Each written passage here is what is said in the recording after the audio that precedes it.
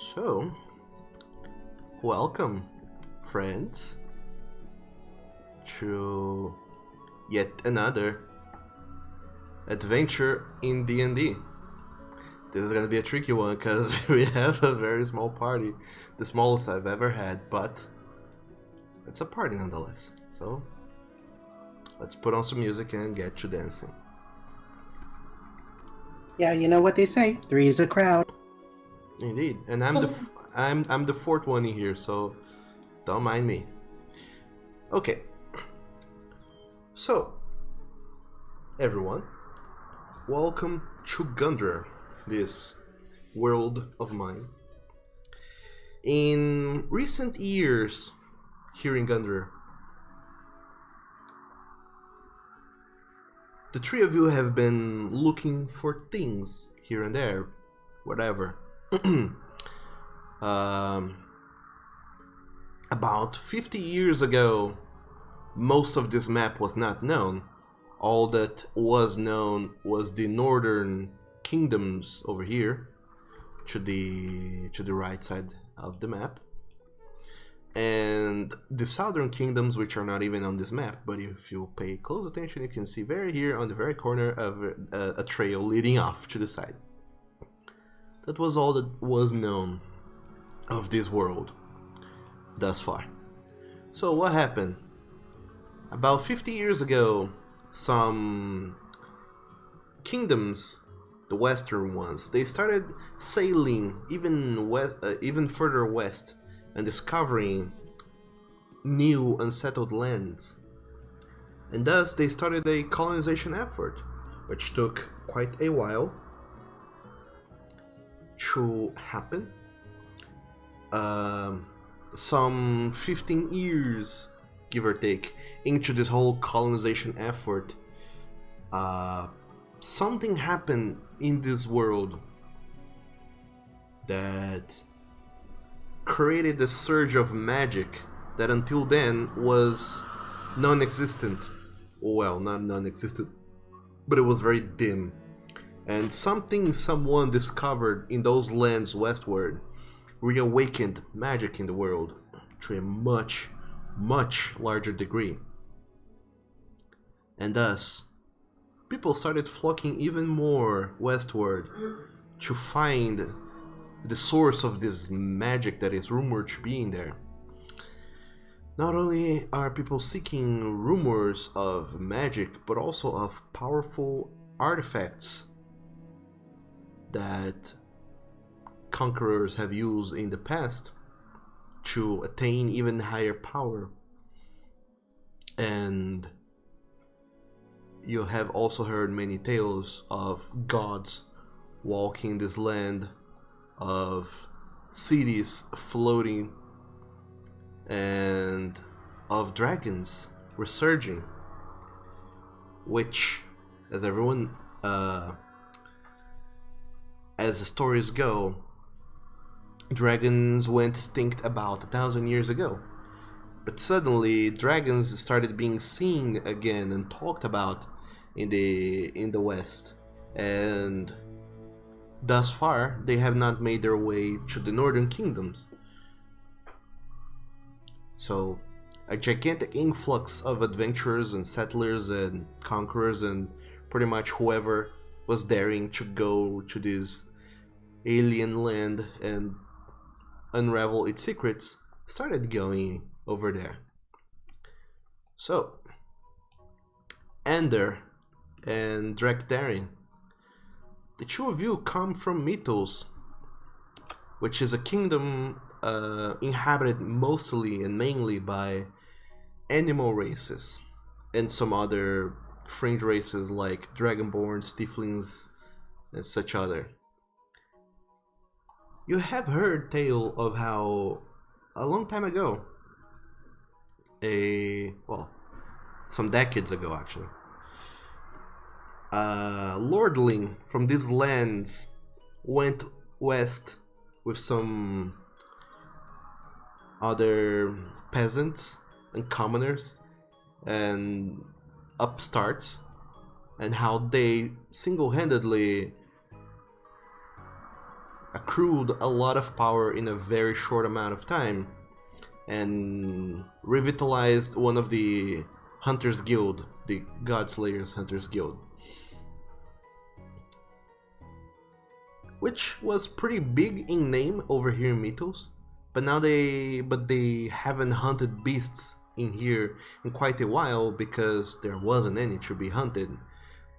But tales say that to the west there's many beasts to be hunted, and this Hunters Guild is seeking more recruits.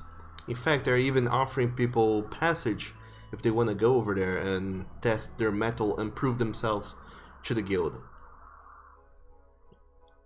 And the two of you, hearing both their the Godslayers pitch on how they are looking for young people looking for adventures, and also the rumors that have been resurfacing of magic, dragons, and power to the west, the two of you decided to go. So you left the city, well, the country of Mythos, and sailed from the small port city of Capaya, which I just moved. You sailed all the way up, stopping in the trade post of Ra for a while, where another smaller Hunters Guild branch is set up, and then you kept on sailing, following the little dotted line until you got into the city of Wild Haven, where you made a stop and started seeing just how wild indeed this land to the west is truly. You stopped there for the briefest of moments before keeping on your voyage until you arrived in the city of Redemption, where the big Godslayers Guild is at. Rumored to have been revitalized and revived by that same noble who dabbled so deep into magic that he changed himself beyond recognition and hasn't been seen in the last decade, and their son takes over the guild affairs in the past many years. You, Stormclimb, have been on these lands already for quite a while now, seeking your own objective, as have the two of you, Ender and Drakdarian. All three of you have received, at some point after coming to Redemption, seeking out employment in the Adventurers Guild, who has been hiring people, but with the huge influx of people, they are not, even though they took you in, they don't have any jobs to offer you at the moment, or anything for you to prove yourselves at, or as, or with. And without having much else to go, you kinda roamed the city for a couple weeks, trying to seek something, until all three of you received a message addressed apparently by a Finassire Norella. Finn told you, Ender, that he knows the ones who did you wrong, and he will help you find them. He tells you, Drakdarian, that he knows the power you are after and how to attain it. And he tells you, Stormclimb, that he has clues regarding the person you seek. And he will offer all three of you those informations if you meet him in front of his shop, the Bent Intent Arcane Emporium, today at noon.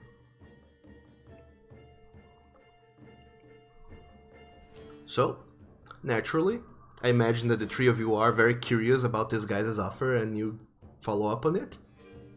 Absolutely. Yeah, of course. Yeah. So, all three of you make your way to the Bent Intent Emporium in the City of Redemption. So, if you look over to this map, you will see over here where I put a party token. That is where you guys are, in this round tower in the Arcane Quarter in the City of Redemption, where it is kind of odd because this whole place is just filled with towers, all of which you imagine are magicians, wizards towers, and some of which are round, some of which are square, some of which are big and have multiple levels, some of which are shorter and smaller. They come in all shapes and formats in this place here. But the three of you walk up to it and meet over there. So, Ender, you arrive, and shortly after you do, you see a Dragonborn approaching. That would be Drakdaring. So, could you tell us, Ender, what does Drakdaring sees when he looks at you? Can you describe your character's appearance?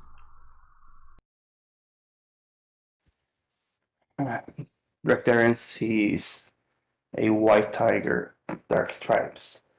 He has no hair, separate from his fur, and he's looking at his books, going over his studies of all the people he's seen in town so far, and taking notes of behaviors and attitudes that other people had.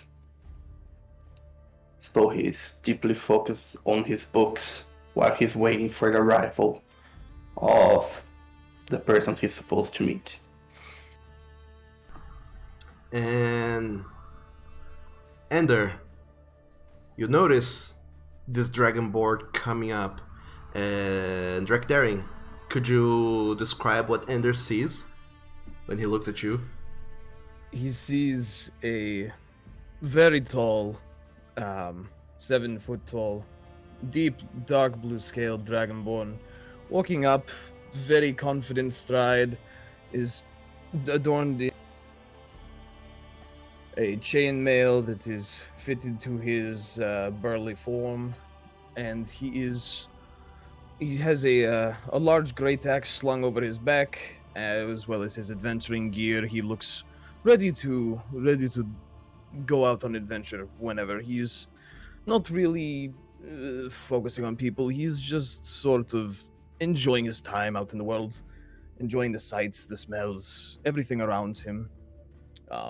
Looking excited for adventure, if a bit, physically reserved, arms crossed. And just about the same time the two of you arrive in the Bent Intent Arcane Emporium,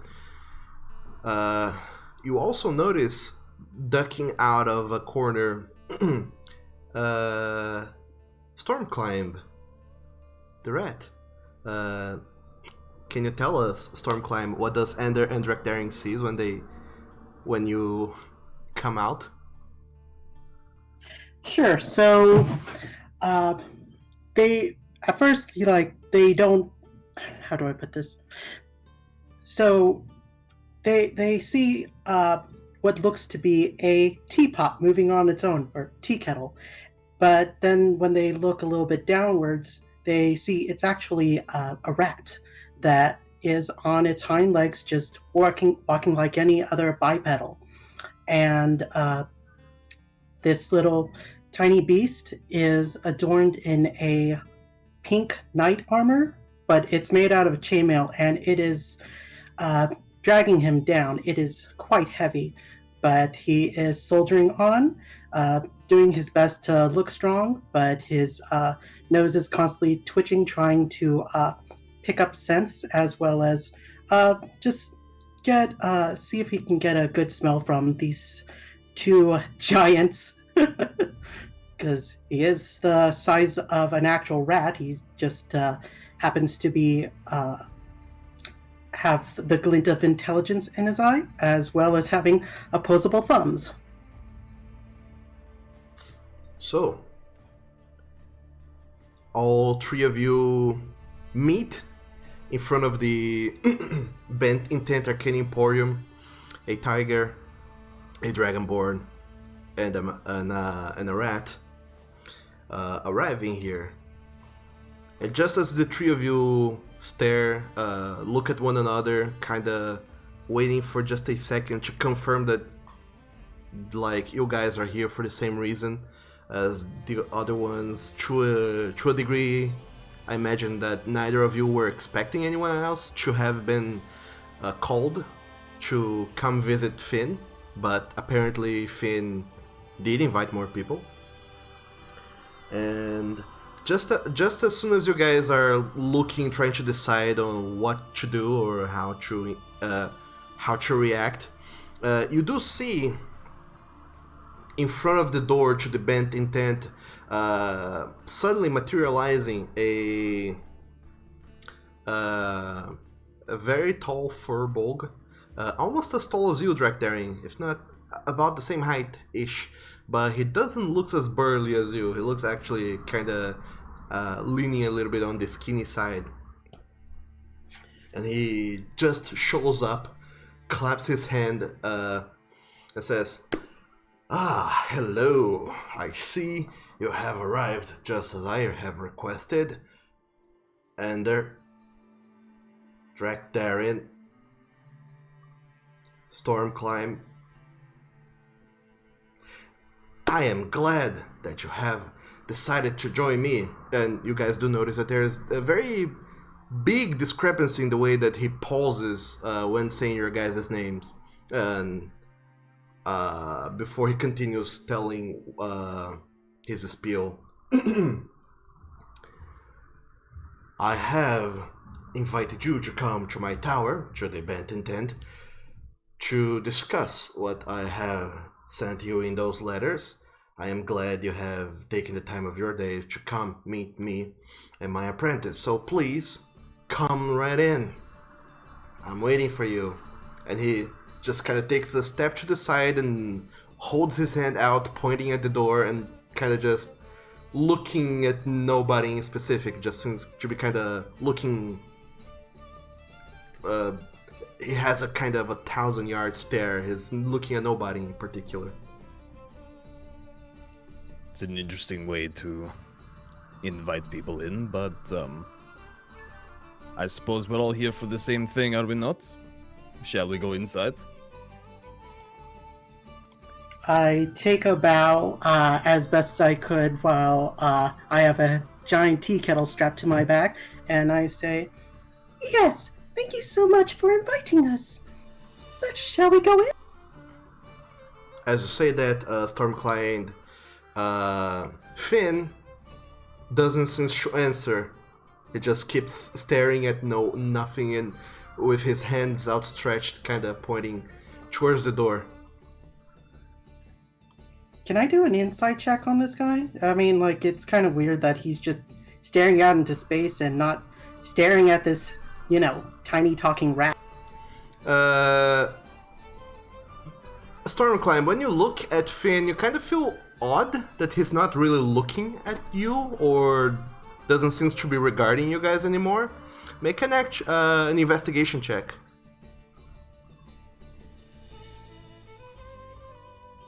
As you start looking from a distance, trying to assess what is up with this guy.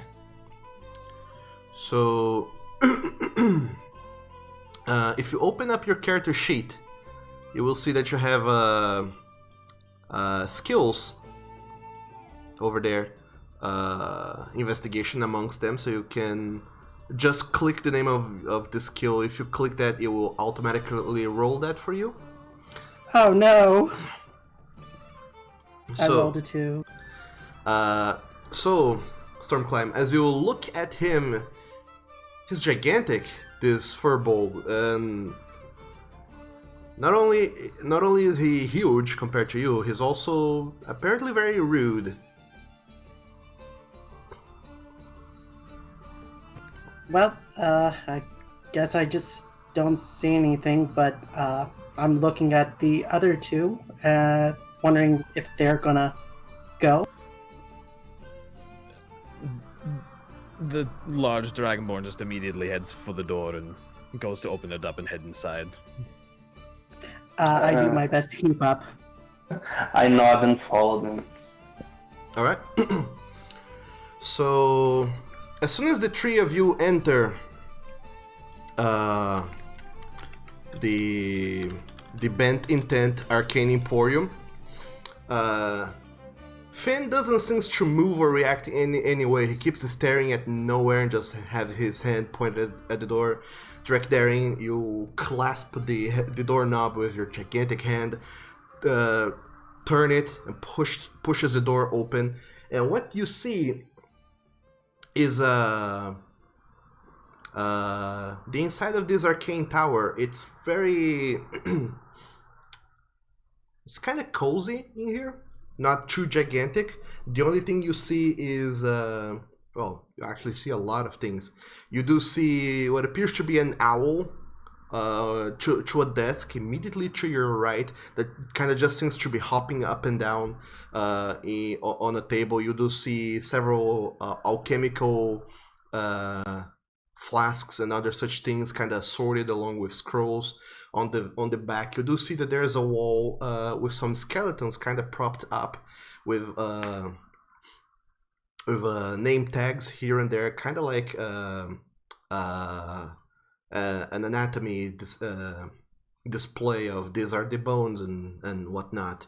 But despite all those things surrounding you, your focus is drawn immediately to the center of the room, where you see a human woman just collapse on the floor.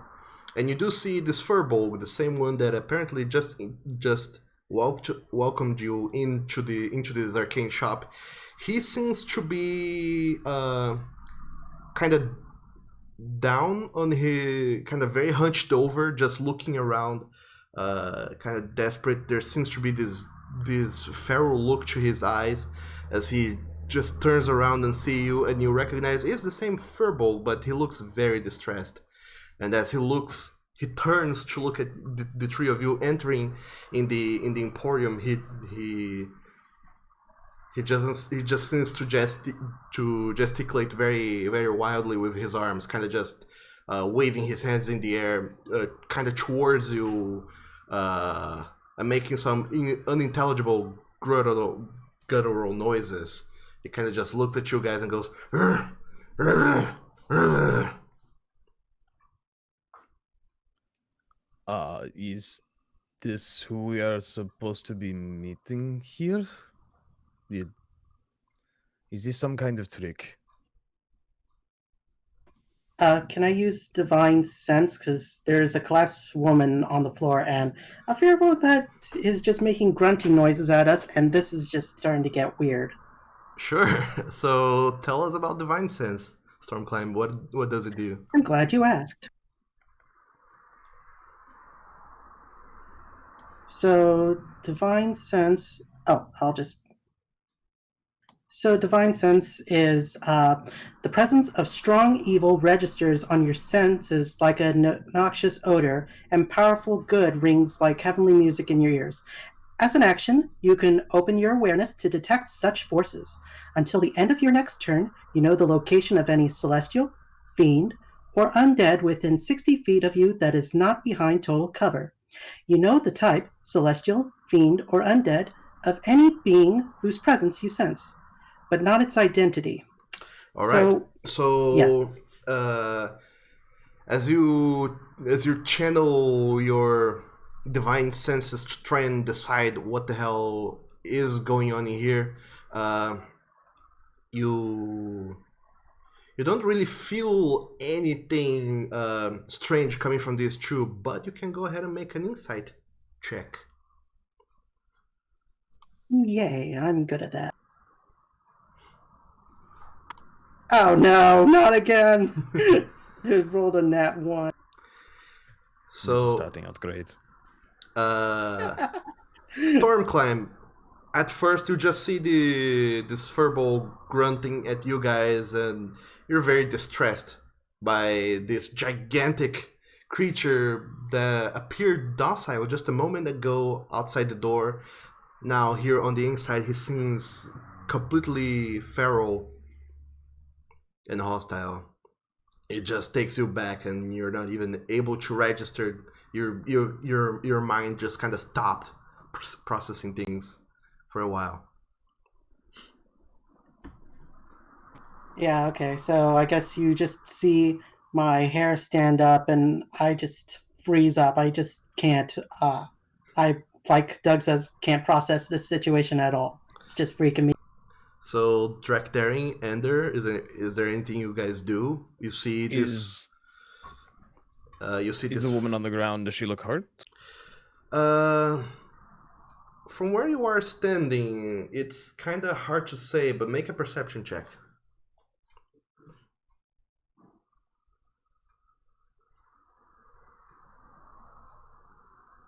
Why? Wow, you guys! What is happening? Oh no. Oh, I am most displeased. You guys! Come on! Best adventurers ever. So, Drakdaring, looking at first, you try to look at the woman that just seems collapsed on the floor, but she's kind of crumpled over. She's not really laying flat on the ground. She looks like she kind of fell to her side and has her back turned to you guys, so it's very hard to see because she's also wearing heavy clothes, on Arcanist robes even, which is covering most of her body, so it's very hard to see. And whatever little you could see normally, you can't because there's a gigantic furball in front of you that just keeps grunting at you guys, kind of waving his hands at you as if he's kind of trying to kind of strike at you from far away. And he kind of seems to hunch over the woman's over the collapsed woman on the floor. You get a sense that he's kind of protective of her and feels he's threatened by you. trying to tell us the woman was attacked.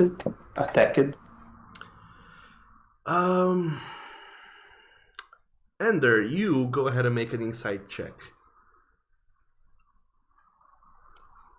Oh, wow, okay, finally. There we go. That's something. So, Ender, as you see the Dragonborn apparently very confused, trying to look for clues, but kind of worried, and the little rat frees up on the side. You, honing in all of your monk training, you decide to take a second, take a deep breath, inhale, exhale. You close your eyes to focus for a moment, and when you open your eyes, clarity comes to you as you just look around the room and you see that the woman is collapsed on the ground. The Furball seems wild and is on top of her, kind of protecting her from you guys. And you get the sense that something foul happened here, but these two, in some way, are the victims.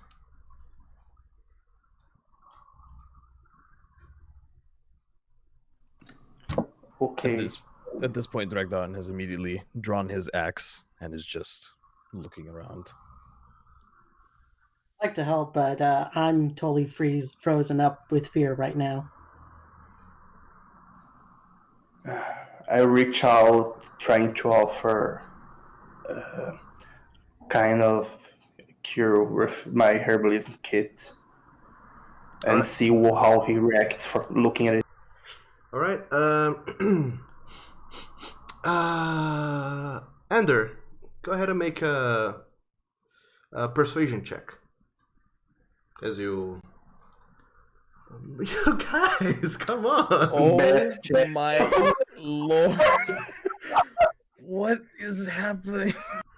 And thus ended the quickest D&D session ever. Ender, as you start to you pull out your herbalism kit and try to inch towards the guy, trying to hold out your hands in a non-threatening pose and inching towards the guy. He just snarls and grunts at you even louder. He seems to lurch forward for a little moment as if he was going to attack you, and you recoil back.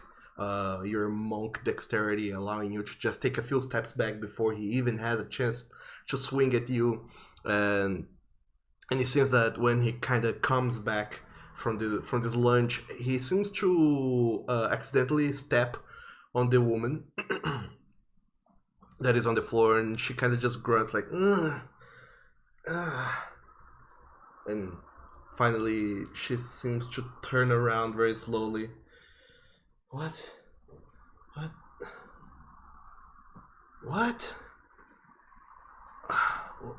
What's going on? And she looks dizzy and lost, and is on the floor. And as soon as she starts speaking up, the Furball that it keeps on grunting, he just keeps looking at her and hovering around her, not letting you guys approach.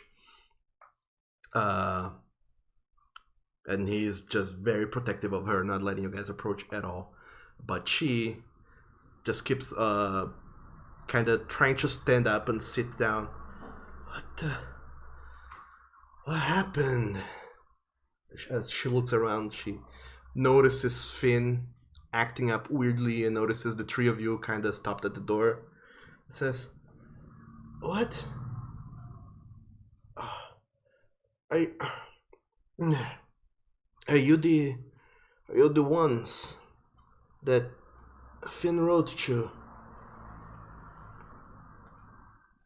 I believe so. Would you care to tell us what in the world is going on here? I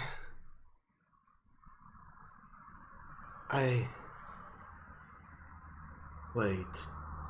And she looks around as if some realization had come into her. And as she looks around, she seems to notice something on the ground that none of you guys noticed before. Was a little...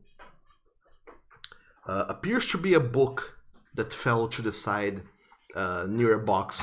And she just seems to crawl towards the book and go, "Oh no, this should... No. When she crawls towards the book, handling it very gently, she seems to put it on a box that is nearby and closes the box. And she holds it tight to her chest and seems to stand up and turn around and say, "Okay. I'm not sure at all, but I think I have lost my memories. I can't remember much. This thing here did something to us." And she looks to Finn, tries to look at him. "Oh no, what happened to you?" And she just seems to be holding this box in closely to her chest and looking at the Furball, who now just keeps on he stops grunting and just approaches her and seems to just hover around her, just looking at her curiously as if expecting something to happen or she to do something. "I don't remember much. This is powerful. Hells, I wish I could remember, but I can't. What happened? We need a healer. Are you any of you healers?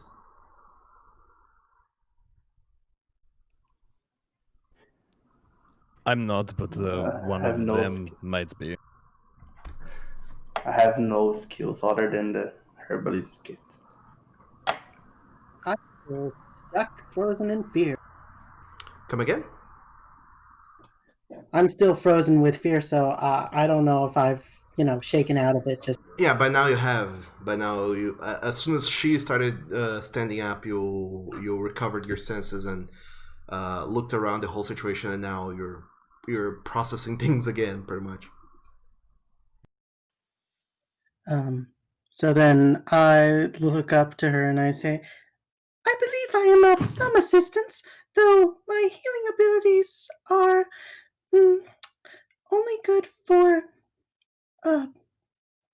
simple aid, but I'll take a look and see what I can do. So, I guess I'll do a medicine check, or is that an Arcana check since it's dealing with, I'm guessing, some sort of magical affliction? Uh, whichever one you prefer in this case. It can either be medicine or arcana. I'll do medicine. Before you do, Trek Daring, and are any of you guys proficient with medicine? Absolutely Yes. not. Are you proficient, Ender? Yes. Okay. So you can go ahead and make a medicine check as well as the two of you try to decide what has come over these two poor people here. So go ahead and roll a medicine check, the two of you. Am I able to use my herbalism kit for this, or is that? No, it's just a medicine check. In your character sheet, in the skills, there should be medicine. Oh yeah, of course. I just didn't know if I was able to use a tool with this. No. Using the tool would have been the same thing actually. So. Okay, my bad. Would not have changed the result of the roll anyway. Okay, let's see if I'll do better. Not so much. 7. You guys! What is happening? There's something wrong with this dice. Oh my god, we're so unlucky. Wow, the amount of... I'm going to put my entire computer in a dice jail. Yeah, please do. Okay, someone keep up tally. It's been an hour. We have rolled 5 natural ones and 8 tests we have done thus far. Oh my god. Okay, so Ender, this is weird. It's kinda out of your depth right now with what might be affecting these people here. You're kind of bamboozled, really. You try to, you keep offering, hints like, oh, it could be this, it could be that. Maybe it's this plant, maybe it's this poison, maybe it's this natural world thing that infected or somehow affected them. But you, Stormclimb, it takes you a while, quite a long while, for you to try and decide what's come up with them. And just as the two of you are coming back and forth with ideas, you offhandedly mention like some spells that you know about, some very low level spells, but one of them that you mention eventually seems to light up something in this woman's face as she says, wait, did you say curse? No, I don't think it was a curse, but I remember hearing something about this. I don't know exactly what happened, but I think Finn has been feeble-minded. How even? That explains why he seems to only talk in grunts. Yeah, this is an unheard of level of mental attack. Only really powerful Arcanists should be able to do this, but neither of us can do that. Whatever is in this book is not good. What I find curious is, why are you feeble-minded? It seems that only your memories are... I don't know what happened. I don't remember. But I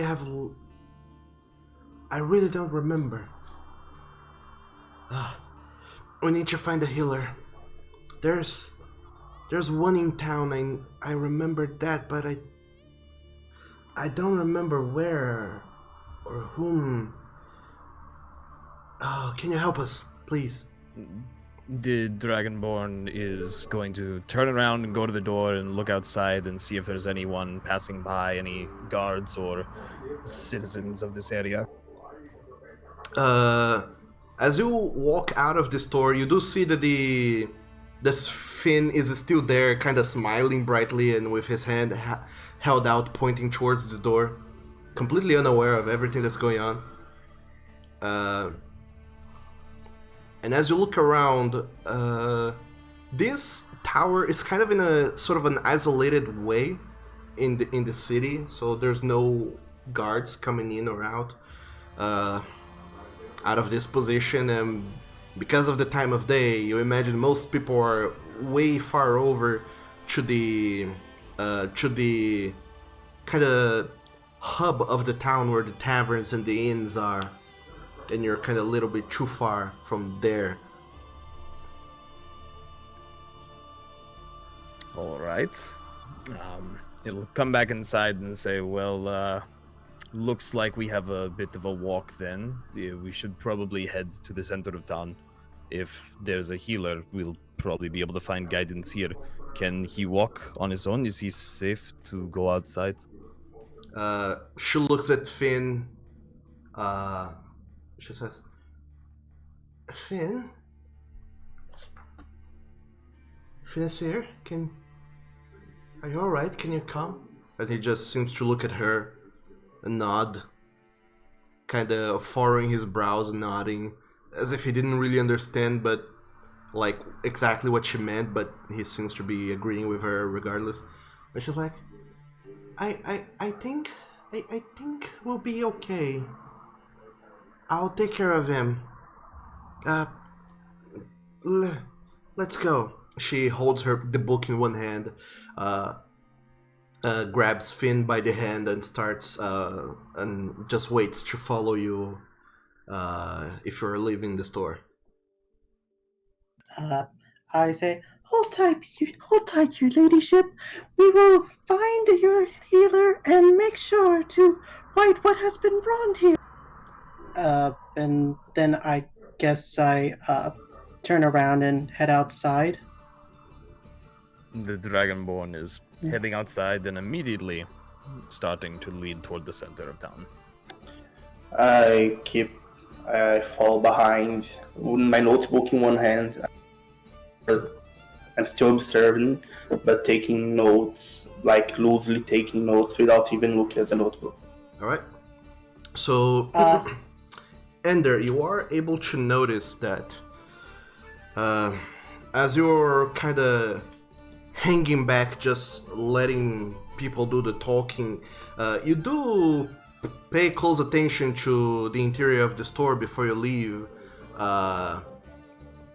looking for anything of worth, and you see that the owl that had been hopping up and down when you guys came into the store seems to have calmed down and just watches the five of you leave. And once you do leave, Drakdarin, you start leading people towards the center of town to find a healer, right? Yep, I'm going to lead the group, and if I see anyone who looks like they know, where a healer might be, a guard or cleric or something, I will immediately stop them and ask for directions. Sure. Could I help with this? I want to try and sniff out for any like herbs or incense, things that healers or temples that would have clerics and such. So it'd be easier for me to sniff at those out that are elements of those things. All right. So with Stormclimb sniffing around as you guys start to make your way towards the center of town, you don't even need to really leave the main thoroughfare before you notice, just as you're arriving, you stop in front of a church that you had seen many times before in passing, but you never really paid much attention to it. And Stormclimb, you feel drawn to this church, and as the party is about to keep going to go for the tavern and the inn on the just on the other side of the road, you stop and look at this church. This temple built to Gaffadur, the goddess of the hunt, and nature and creatures and such others, and you feel a kinship with Gaffadur, and you remember, Stormclimb, the blessing that she gave you. And something at that moment just seems to draw you towards this church, and you feel like the aid you are needing and seeking will be here inside. Okay, I squeak up to my compatriots and say, "Every mice, wait for a moment. There's a church right here. I feel a calling to it. Perhaps there is a healer inside." I suppose perhaps, yes, let's check if our small friend believes so. Let's go inside. And the Dragonborn will walk right up and push the door open very brazenly, probably harder than he should. Thank you. Alright, so And yeah, I go Okay, inside. and follow them. as soon as you start heading inside the church, the human seems to follow you guys, dragging Finn along as she is also holding the box with the book under one of her arms. And they follow you into this church, and as soon as you enter, you see it's empty, the church, and except for a man in the very far back, a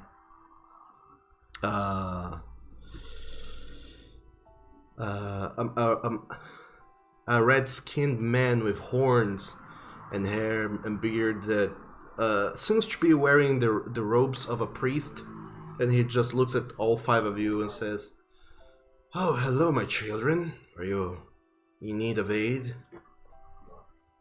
We need a healer of your caliber, I believe. We have come upon a Furball who needs some assistance. If you would not mind helping us, he is quite out of it. Yes, his mind has been rendered asunder with the feebleness. "Oh, is that so?" And he seems to approach, and as he starts approaching Finn, Finn's kind of backs away, like you have seen him do when you guys came into the store for the first time, or rather not the store, the hell's the name of the thing? Sure. Into the tower. Yes. Tower. So he seems to reel back just like he did, and this time around, the human, she kind of pats him and says, "It's okay, Finn. He'll take good care of you.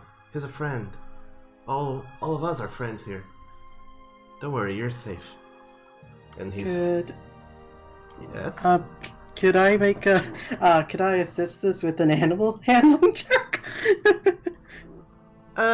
There's no need really. Just as he looks at her, Finn seems to nod. Like the same way he did before, just furrows his brows and nods, as if he's not fully understanding, but the sound of her voice seems to suit him in a way. And then the priest comes close and starts examining him, putting his hands on his head and kind of examining his eyes, measuring his temperature and doing all sorts of surface level physical examinations before he thinks for a moment and says, it's been quite a while since I last seen someone affected by this. I think your friend here has been indeed affected by the feeble mind. Curse, I never seen that. Not in these lands, at least. And the human shit says, I also lost my memory. I don't remember anything that happened. Then he looks at her. Is that so? He seems to ponder for a moment. Well, there is... I can help you, yes, but this curse is very powerful. I'll need material components to do this, but sadly I have none. What is it What that is it you that you- require? They ask in tandem. Yeah, Yeah. the two of you ask at the same time, and he looks back at you, noticing you again, and he's like, well, this requires diamond dust. A hefty amount of diamond dust. Several. That's quite expensive, indeed. Yeah, I would say about a good half a pound of diamond dust should be worth around some 200 gold pieces worth of diamond dust. I see. That's a lot more than what I can carry. I also we don't think... contain that Do we much. have diamonds? I don't think you do, no. So, as you guys kind of look at one another, trying to decide if you do or do not have diamonds, the human chi says, is that a common material component? Maybe there's some at our tower. And she seems to look at you and says, could you... sorry to bother you any further, but could you please fetch it for us? Not a problem. We will Not a problem. go That's a look. good idea. I'm really sorry, I cannot remember where it is in the tower, but I really don't know where it is. We will find it. Just give us time. Alright. Do you happen to have any keys on you? Diamond does sound... It's... The father just mentioned it's very valuable, so you might have it locked away somewhere. She starts patting herself around to see. No, I do not have any keys, and I feel like if we were to lock something, we would lock it with spells. But I really don't remember if there's anything. There might be some spell to lock it or protect it from robbers, but I really don't remember. I don't even know if there is or isn't. Well, either way about it, don't you worry. We will find it. Yes, friends? Yes? Sure. We'll try our best. and the Dragonborn is already power walking his way back to the door. So, as soon Before as leaving, I asked the priest if there's any kind of common literature from the church that I could take with me. common literature, Yeah, like a book or text that it's given to people in town. he thinks for a moment and says, "Well, there's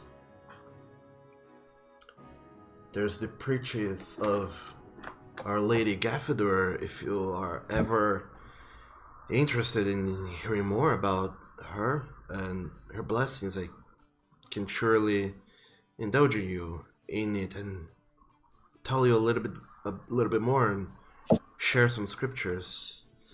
But I believe that can wait until the big guy here is healed. I'll make some preparations for the cure. That's okay. I I'll head towards the door. Okay. I'll be here waiting for you and the material components. Now let's see. And he turns to the Furball, who is kinda seems very lost, like he has absolutely no idea what's going on. He looks like a dog that is being brought to the veterinary and is just unsure of anything. And the human, she just looks at the three of you and says, "Well, thank you so very much. I don't even know how to thank you. But I'll find a way. Thank you so very much." Yes, we shall be back soon. And I guess I start scampering to the door, waiting for somebody to open it for me, because I'm pretty sure the giant door is closed. Yeah. Drek Daring starts power walking towards the door, extending both of his hands and kind of just pushing the door outwards, and they open very unceremoniously as he just struts into the street, and the two of you, Ender and Stormclan, start following behind and start making your way.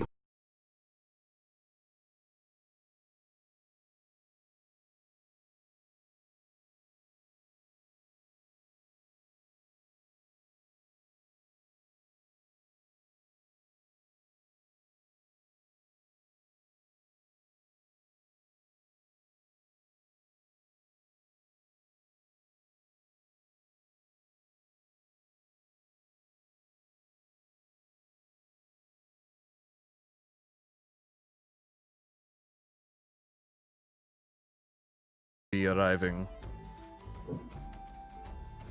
I received an invite for gather some information on people that did wrong to my tribe. That's why I'm here. Your tribe, where? Sorry, go.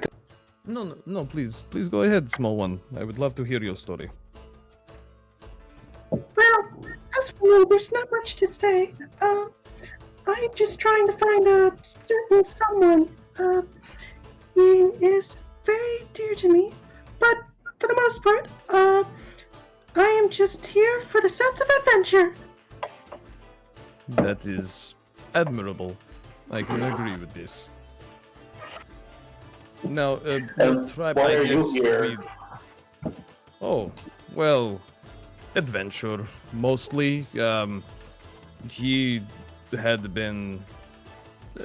let's just say he has knowledge of certain items and pathways which I seek.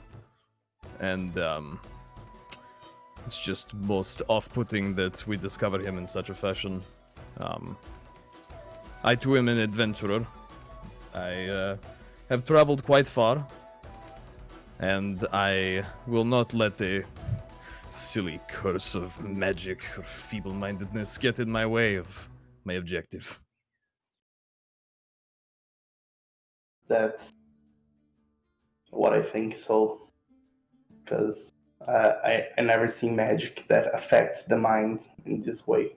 This is new to me, and I'm very curious about it. I really want to know more. So, yeah, this has been one of my first adventures since I left the monastery, and it's already exciting. The name is Ender, by the way. Nice to meet you. Big one and Lovely little. to meet you. My name is Dragdarin. You can call me Drak for short if you want, or the full name. And what about you, small one? Is that the teacup? Is that the tea kettle on your back? Yes, it is very much what you see, a tea kettle. I use it to hold myself as well as serving as my little home. It helps protect me against the predators whenever I'm exploring out in the wild. I am a rat after all. Oh, right. All of you did say your name, so my name is Stormclimb. As you can see, my fur is very gray, like a storm cloud. Well, it's interesting to make your acquaintance. I'm sure we will all get along greatly. Where did you say you were from? Your tribe? My tribe, the Tiger Folk, we were used to live as merchants, but suddenly just got attacked by I don't know who. I was so little. My mom did her best to save me, and I can barely remember who attacked us back then. But all I know is that ever since I was left at the monastery, I never saw another tiger folk again. Interesting. That is very heartfelt. It must be tough being in the only species of your kind. You have not found any other.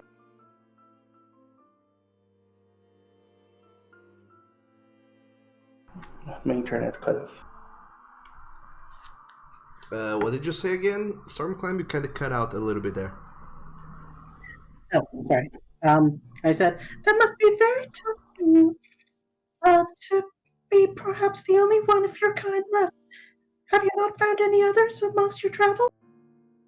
No, I have not, and I don't have much hope on finding. But we'll see. Who knows? So, Well, thank you for being on my home. as you guys finally make each other's acquaintances and arrive back at the tower, you see just the remainder of Finn still there, just pointing into the door with his hand outstretched, before suddenly he just disappears in midair. Ah, illusions, then, I am supposing. I guess that would make sense if he is of the magical sort. Shall we begin our thorough investigation? I have never had the opportunity to turn over a wizard's tower before, so this is very different for me. Let's go. Let's use our high difference as an advantage to search every Yes, single part of this tower. And right on inside, the Dragonborn will go and immediately begin rummaging any desk or higher shelf that he can find. Alright, so as soon as you guys enter the tower, you see that it's pretty much kind of how you left it, except that without a feral furball and a collapsed human lady. Everything is exactly like how you remember. It's the circular tower, kind of cozy, a desk immediately to your right as soon as you enter the door, with some scrolls sprawled on top of it, an owl that seems perched on top of a chair, some flower pots in the very back, and on the walls some skeletons that kind of seem to be just posing, or have been posed rather, in a very anatomical fashion, like for studies, with some name tags here and there. And in the very back, a staircase that seems to lead upstairs. And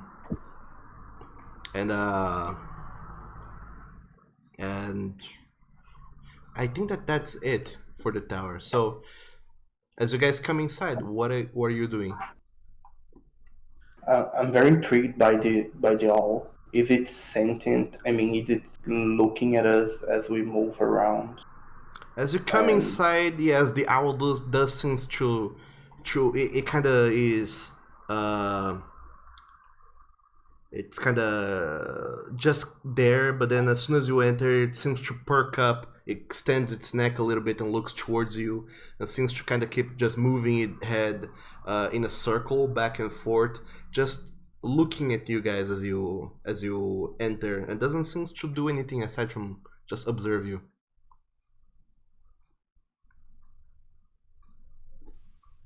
Can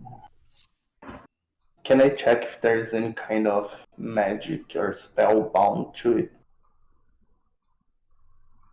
To what? To the owl. Sure.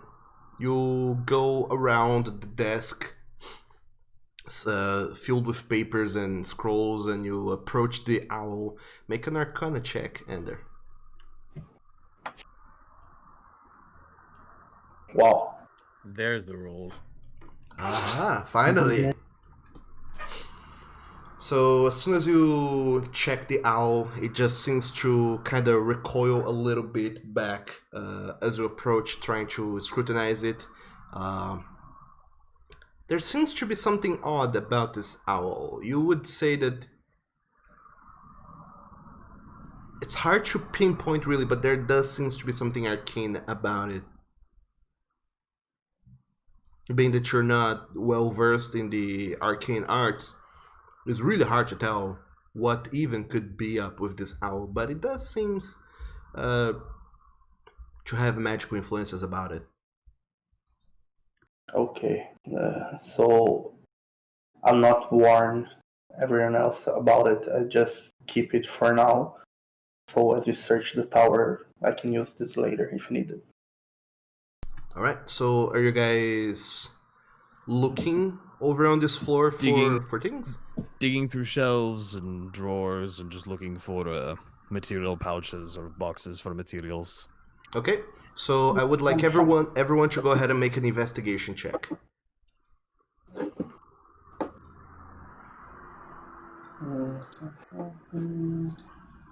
7. It's better than 1.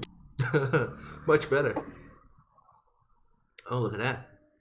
So, Ender, you start, as you are on the desk, you kind of start looking over all of these papers in here, and you do see that all of these things are some sort of arcane formula of some kind, and you do see that pretty much everything here in this desk seems enchanted in some way. The quill and ink seems enchanted. The paper, those things have been written on, seems enchanted. All the little flasks and vials on the table are enchanted in some way, and as you look around, there's all sorts of also material components in the desks that can be used for magic, and you'll find a lot of stuff. And so do you, Drekdarin, also poring over the desks to look over all those things to see if there is anything of noteworthy here. You do find more of those all things magical. The two of you, in fact, find a potion of healing that kind of just seems to be tucked in there. Apparently just for a reserve. Hard to say really why it's even there. It's normally not found in just a studious workshop, more so in like a herbalist or an apothecary, but it is there in any case. And along with many other things, You, however, Stormclimb, you do find a thing here and there, but it takes you a much, much longer time to find those things because everything seems to be kept above the desks, which you have a hard time getting up to and then rummaging through. Yeah, that makes sense. So, as you guys are kind of fumbling with all those things in the desks, the owl seems to see you guys, watch you guys very attentively, and as soon as you pick the first item in your hands, and seems to keep it in your hands for a little while longer, the owl suddenly starts saying, "Woo, woo, who are you? Who are you? Are you stealers? Are you robbers? Oh, you're gonna regret it. You're gonna be so sorry, so sorry. Just wait until they come back. Come on, get at them, Spindly Billy, get at them. They're robbers. Don't let them go." And now there's a talking owl. Okay, Yeah. I've seen a lot. I haven't even had breakfast. This is a lot for the morning. And as soon as the owl seems to speak all of this very fast at you guys, you do look back to see movement out of the corner of your eyes, and you do see one of the skeletons that kind of been in display for anatomical purposes seems to kind of come to life and starts moving out of its own. Apparently intent on protecting the shop from robbers such as you guys. We are not robbing. We are trying to help your wizard friend. No skeletons, really? Is that what? Okay. And he's drawing his great axe immediately and holding it down to his side in a ready position. As soon as you say this, Drekdarin the owl says, "Then what is the password? What is the password? Tell me the password. Tell me the password, and I'll let you go. I'll let you go." Oh.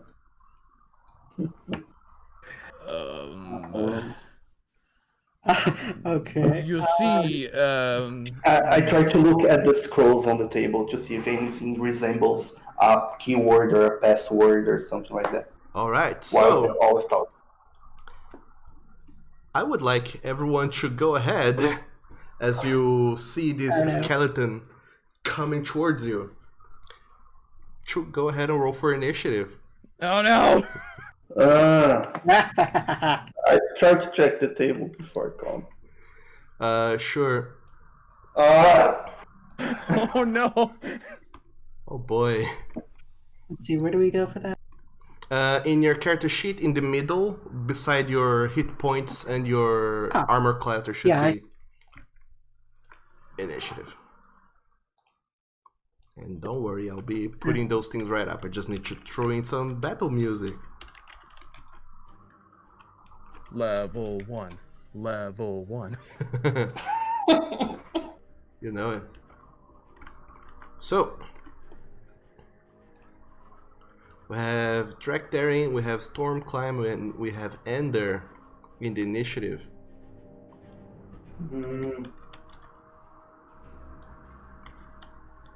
And on top of that, we also have the skeleton Spindly Billy. It's a cute name for something that I am absolutely not okay with. We do not wish to fight, but I will not back down. Just wait till you see the might of a cornered rat. Oh, we will be seeing that. What am I looking for? Yeah, character sheets. Thank you. So, Drekdaring, you look back just as you draw your weapon. You see this skeleton that seems to have just come to life, jump down out of the table where it was exposed, and it seems to pick a sword that was on the wall, kind of along with the exposition. And he just draws at it and seems to be clattering its teeth as it looks at you very menacingly, and apparently trying to protect this tower from, well, robbers. So, Drekdaring, what are you doing? I am going to immediately move up to it and two-hand great axe slash the hell out of it. All right. I hate skeletons. So I would like to ask you before you go and do anything to make a wisdom saving throw. What? Is that just... Oh no.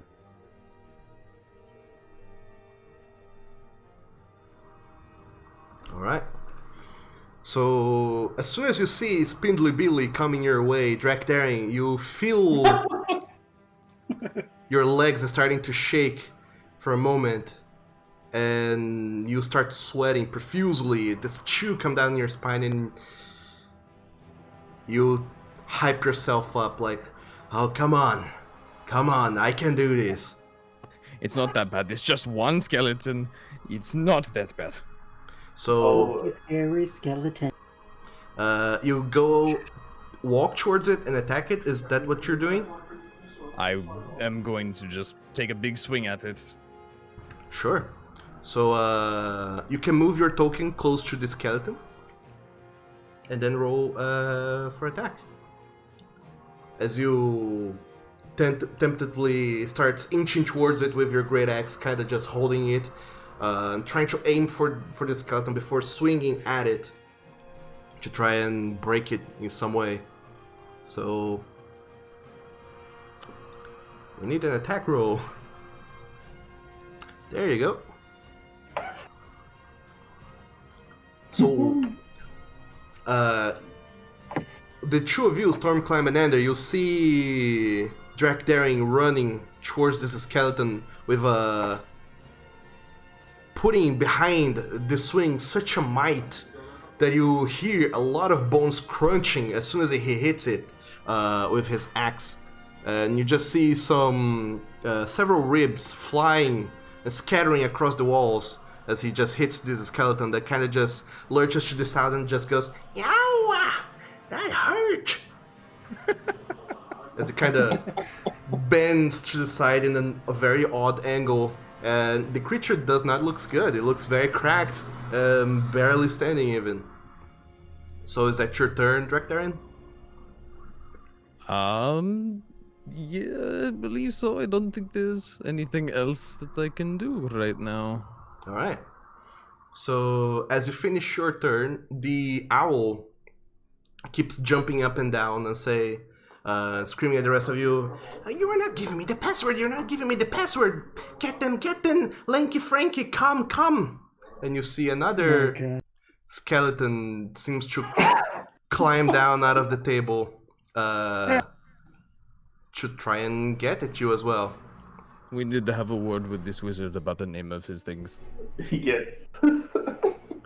Oh, this one rolled very bad for initiative. Thank goodness. So, that's what the... That was the name of the thing. That's what the owl does. Next up, Stormclimb. Okay, so could I quickly talk to the bird as a free action? Sure, what do you say? I say, "Is the password 1?" Make a deception check. Oh my god, yes. Why? If you deceive this bird, I'm going to Yeah. freak out.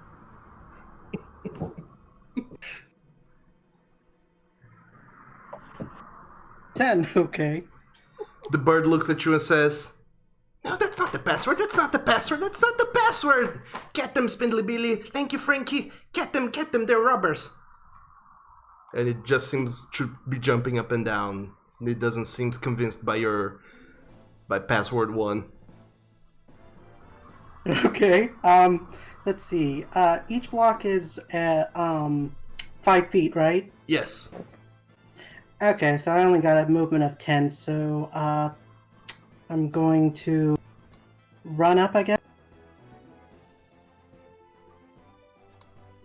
And I'm not close to anybody, so I guess I'll use my javelin to throw at them. Okay. Spindly Billy. Sure. Make an attack roll. Okay. So, Drakdarin, you kind of just try to hold your ground there for a moment as you see this tiny rat jumping off the table and kind of running on all fours on the ground before he stops, plucks a toothpick of a javelin, and as he launches it, the two of you, Ender and Drakdarin, you see what appears to be some sort of apparition of sorts, as if something else appeared around Stormclimb to empower him as he releases this javelin with a mighty power that he would not expect a rat that size to have. And just as you release it, Stormclimb, it flies, entering one of Spindly Billy's eye sockets, and seems to make a crack on the inside. Just as he kind of lurches back with the impact, and then he looks back at you and says, "Ow, that hurt! Oh no, I have a rattle!" And he shakes his head, and you can hear your javelin rattling on the inside of his skull. Gross! Well, that's the first time I've ever seen my weapons do that. And as that's the end of your turn, I believe. Yep, that's correct. Spindly Billy is gonna look at you, Drakdarin. "Oh, robbers are not allowed to leave with anything," and he's gonna try and attack you. So that's gonna be that should not have been at advantage. So he swings at you with his short sword, Drakdarin, and hits, dealing you 8 points of piercing damage. As he just is still kind of half on the table, half not really on the table. He slashes at you and seems to cut across your arm very deeply, and you all just see some dragonborn blood splattering on the floor of this Arcanist tower as he kind of lunges back, trying to regain its balance, missing several spines and ribs. He goes, "Look at you, bleeding. We can't take them." And that's gonna be. Did you say 3 points of damage? 8 points. 8, sorry. Yeah. Which is a very hefty hit. They should not be dealing this much damage. That hurt a lot. Alright, you have to die now. And Stormclimb and Ender, as you look at Drakdarin, he seems bloodied. Yeah. But that's what Spindly Billy does. Next up, Ender, what are you doing? I have to move around the table if I try to get closer, right? You can hop on top of the table. Can I? Yeah. It's not like an impossible parkour challenge to just hop around this table and get to the skeletons. Okay. Let me check my abilities. Just a second. Crazy monk parkour shit. Yeah, it's going to happen. I guess. No, I'm 5 feet short.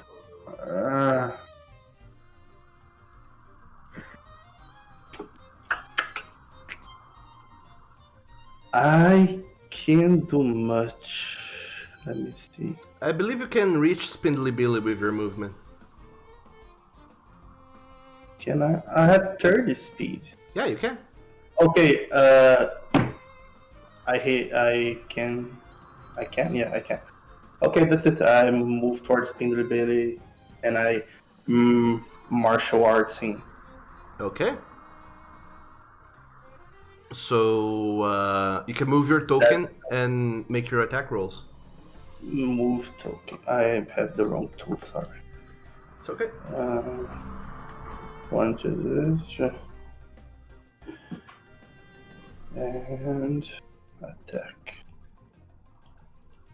So the two of you just see now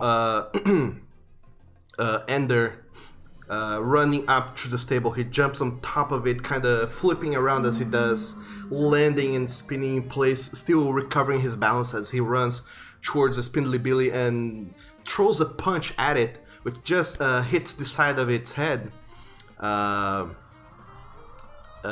which causes it to buckle completely, as you see this unassuming tiger punching this skeleton and completely breaking all of its bones with a single swift strike.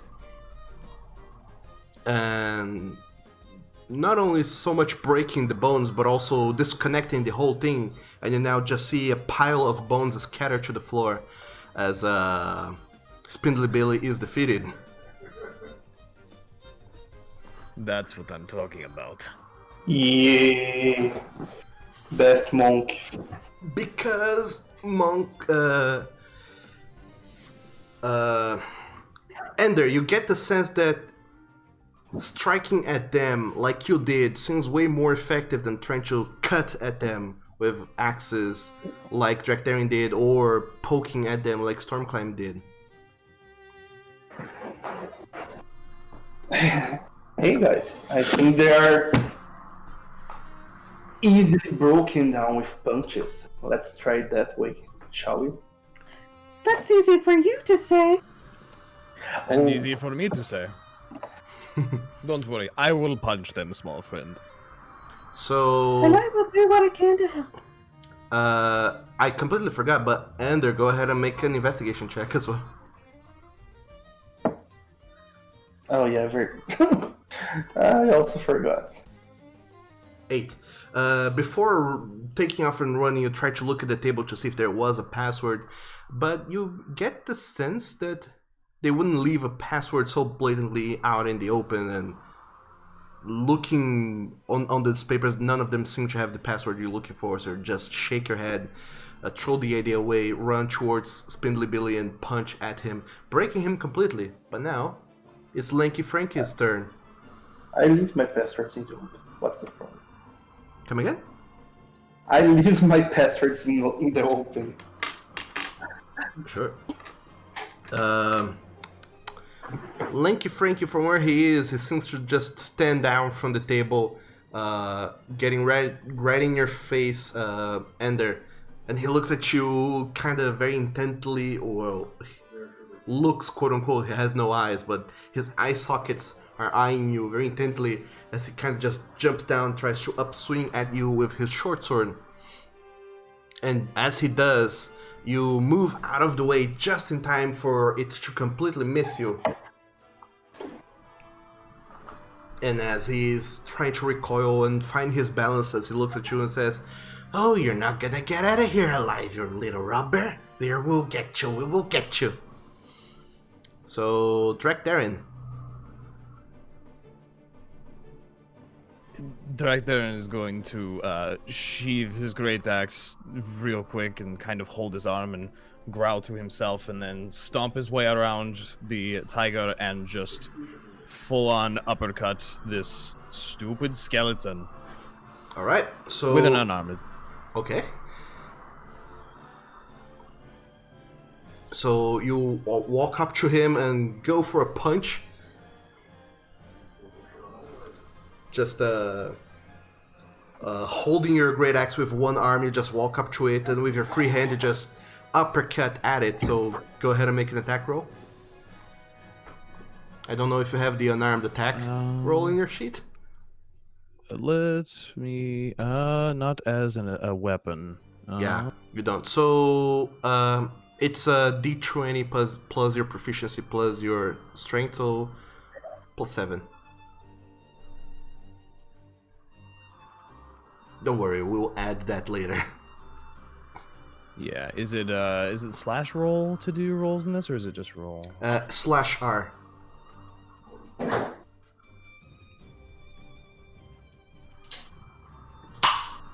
Oh, look at that. Natural 20.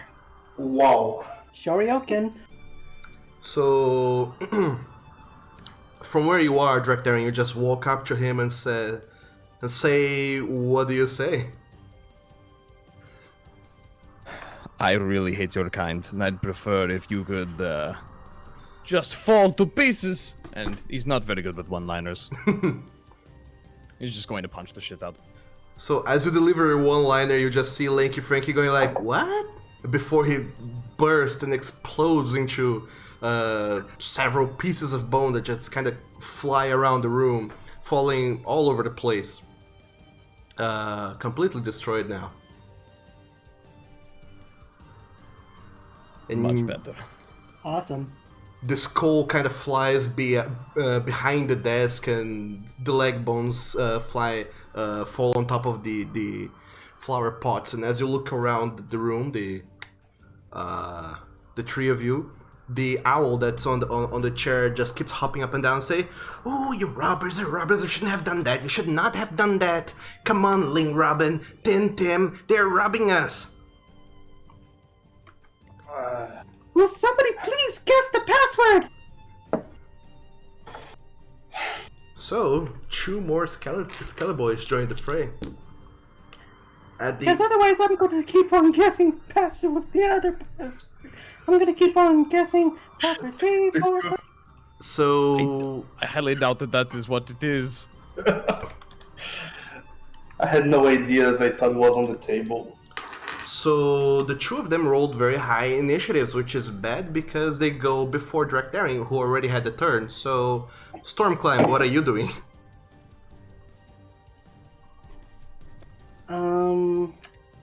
Okay, so it's similar ways, so I'm going to... Well, everybody's fine, so... Okay, I'm just going to use my rapier, and I'm going to, try to...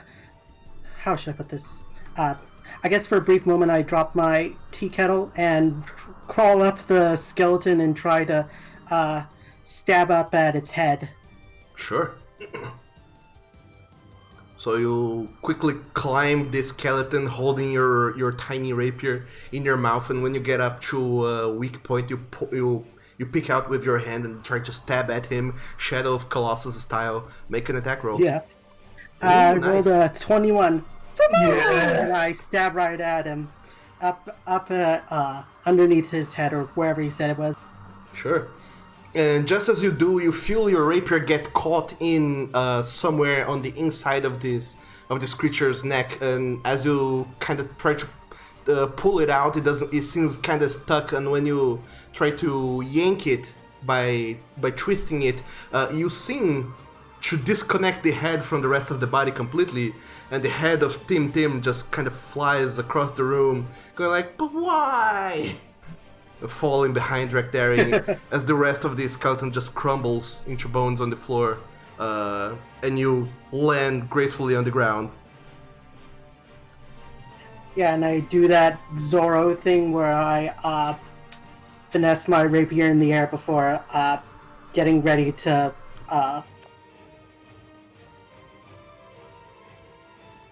Oh, and let's see, it's still my turn, so I guess I'll just... I'll run up to, and, yep, that's pretty much my turn. Yep. Sure.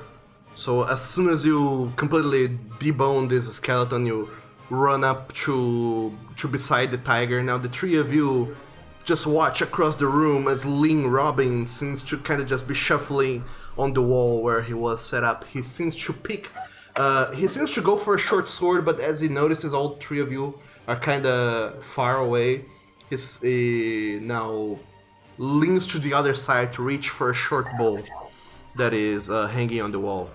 But, Ender, what are you doing? What I am doing? I don't know. That's 40 feet. Wait, no.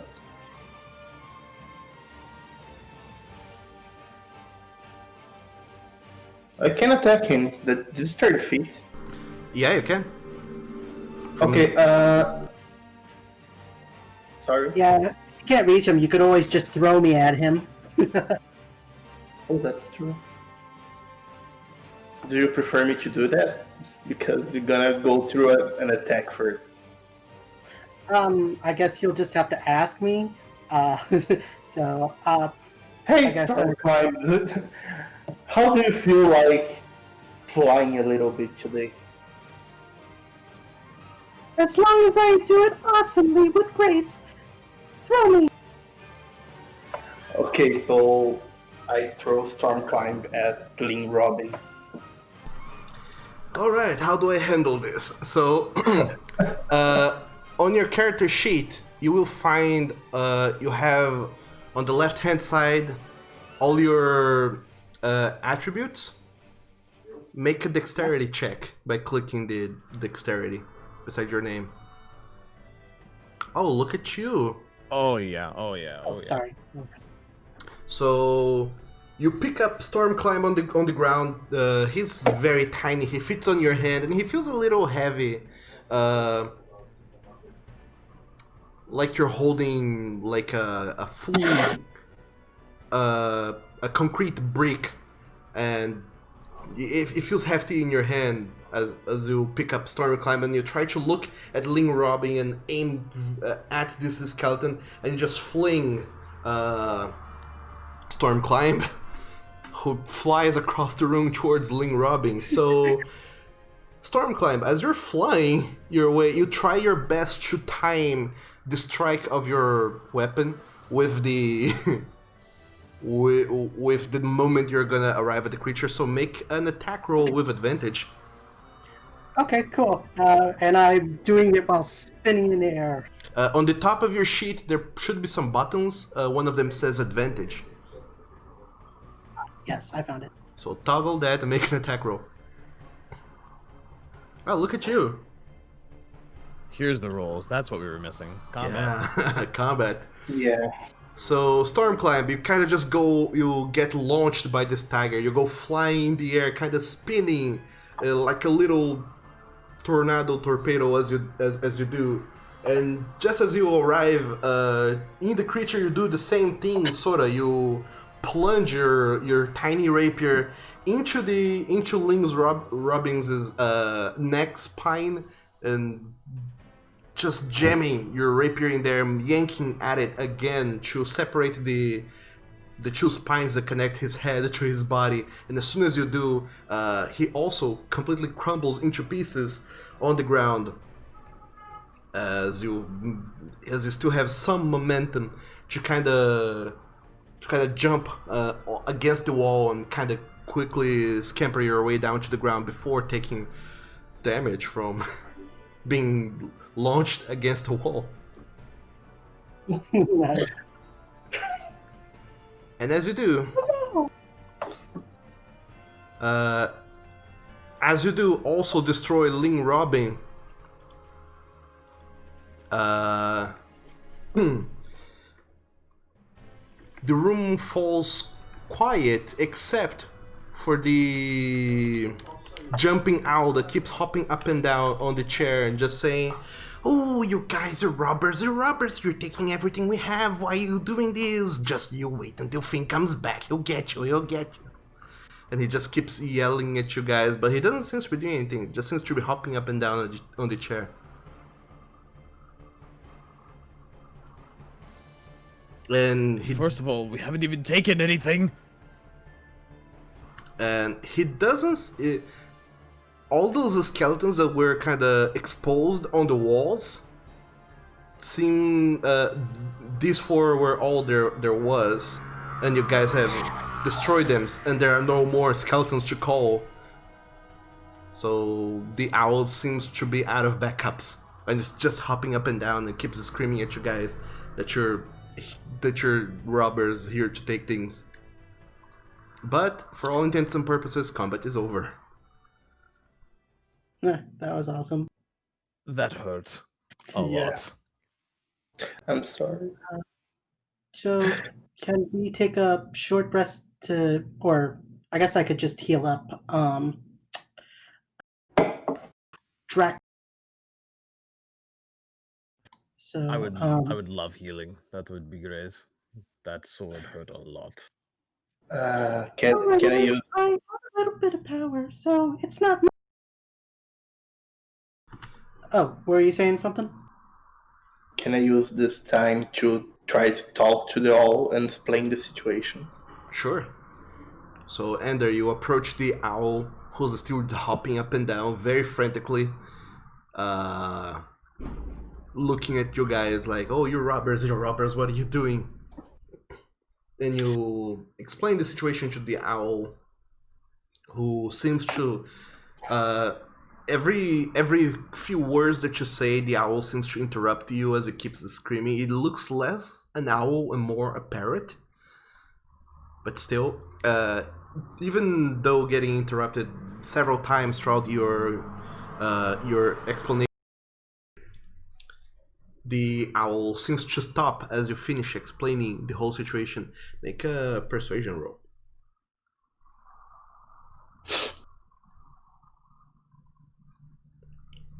Yeah, all you guys were missing was actually combat. Who knew? Now we're on track. Fired up and ready to go. So, as you explain the situation to the owl, it just stops hopping and listening to you and keeps kind of making circles in the air with its head, as its body is completely still and its head just keeps rotating in place.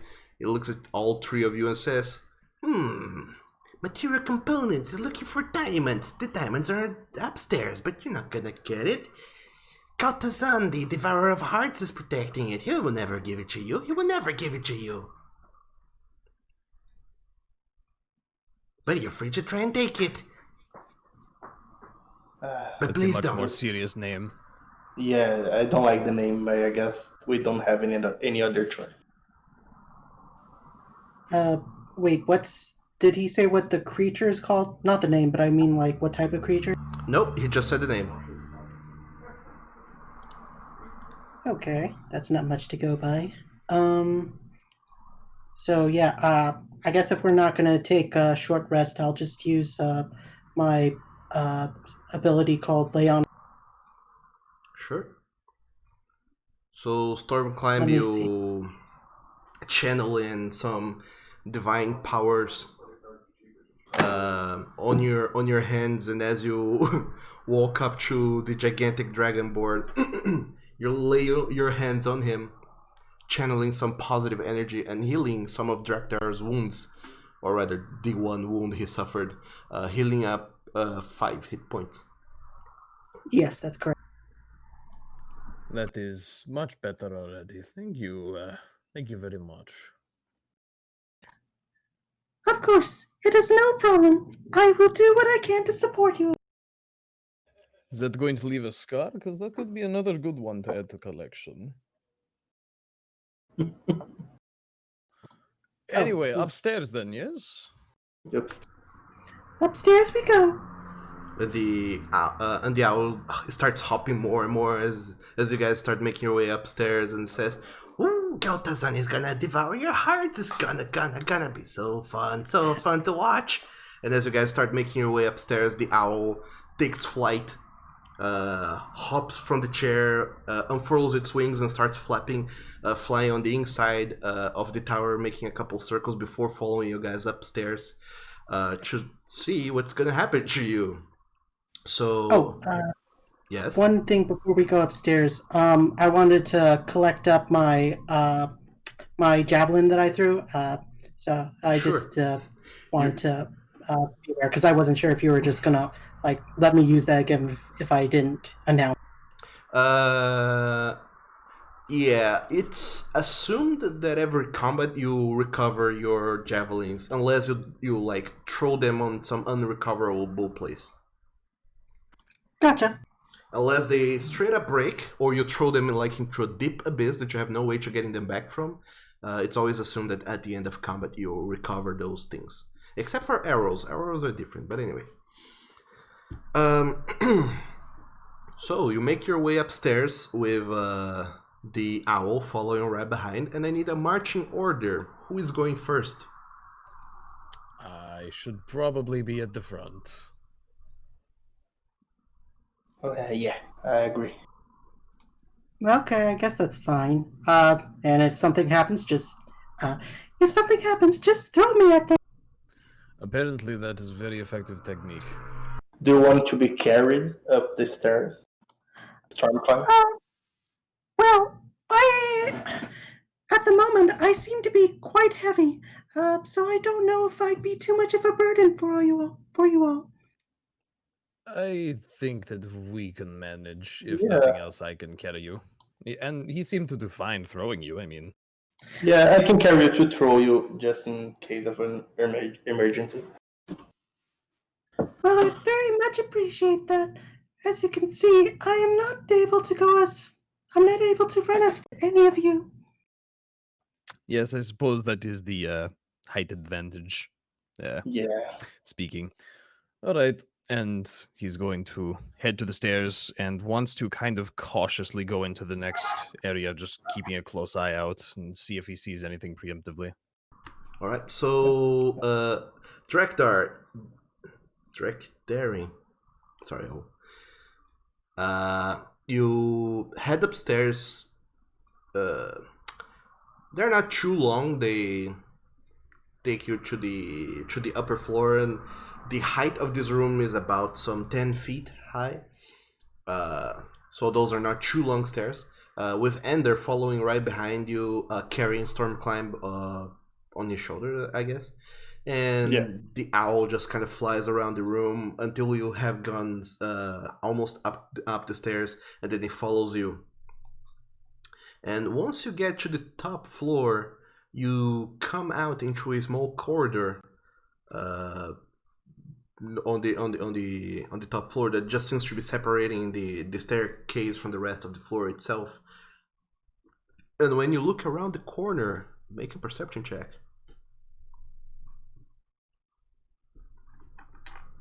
As I also make a perception check. Oh, look at that. I also rolled a 10. As you come around the stairs, you see a very surprising sight, Drekdaring. So much so that you can't help but let out a little gasp of surprise, which announces your presence kinda unwantingly. And you do see, as you come up,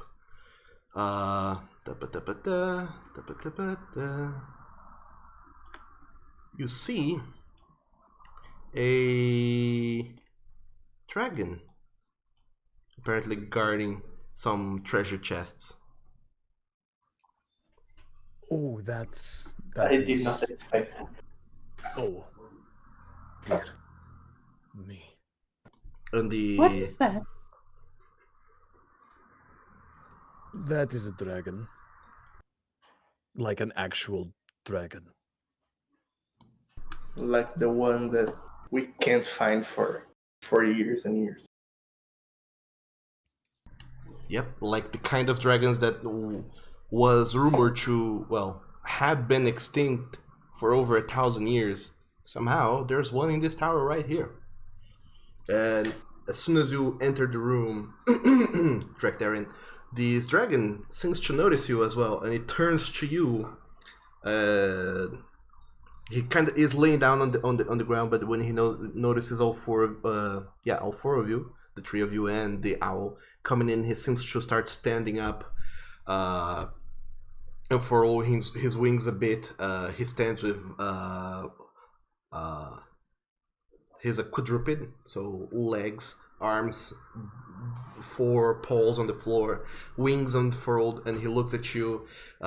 This deep copper color coating his whole scales as he looks at you, and he's not gigantic for a dragon. He looks very small compared to the tales and stories you have heard for the best part of your life. But even though he's not as big as the tales have told, he's still the size of a full-grown horse. And this dragon looks at all 4 of you as Beaker comes flying into the room and starts speaking in a language that you guys don't understand, except for you, Drekdaring, because I believe you speak Draconic. I sure do. As all three of you come up the stair, the owl starts speaking in Draconic. Just saying, "Oh, these intruders, they have come to steal our treasure. They come to steal our master's treasure. They're gonna take everything that thing has, and you two, Gautazan, devour their hearts. Do it, do it." And the dragon, he just looks at the three of you and says, well, still speaking only in Draconic, "Ah, you have come to take my treasures. So, who are you even?"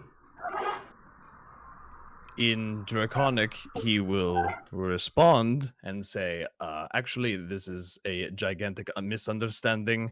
We are here helping Finn. He's been cursed, and we are here to find spell components so that the priest can heal him. We are not here to fight. We defended ourselves, we are not here to attack you. He seems to look at you, pondering for quite a while before trying to decide what to do about you. Make a persuasion check, Tractarian.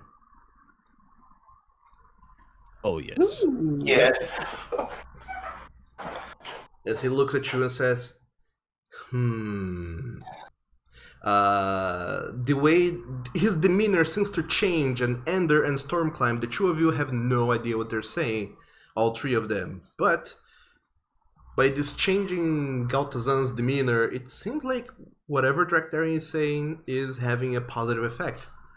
You imagine that he's more reasonable than the crazy owl that keeps hopping and jumping around and about.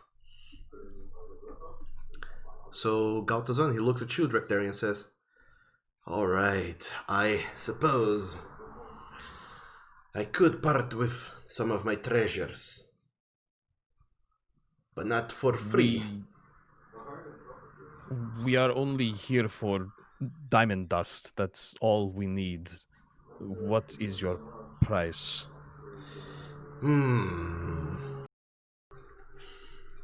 There is a forest nearby where treasures have been buried.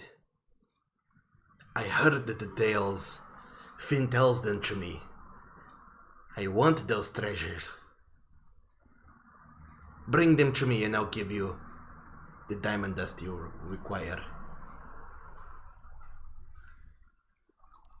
Are What's they going just on?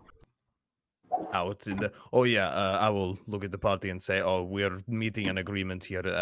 He wants to do a trade, basically. There's treasures in the forest he wants us to go find, and then he will give us the dust. No other problem. Oh, I'm okay with that. Look, Can you give us any more details about what this treasure is? I don't know if the dragon knows common, so he'll just go back to speaking Draconic and ask what, where, and how. Like, what are these treasures? Where are they? Like, are they just out in the open? Like, are they in a tomb or a castle or something? Or, I like having information before I go treasure hunting. Galtazan the dragon, he just looks at you. Finn didn't tell much of the secrets. All he told me was that it was a magical dagger,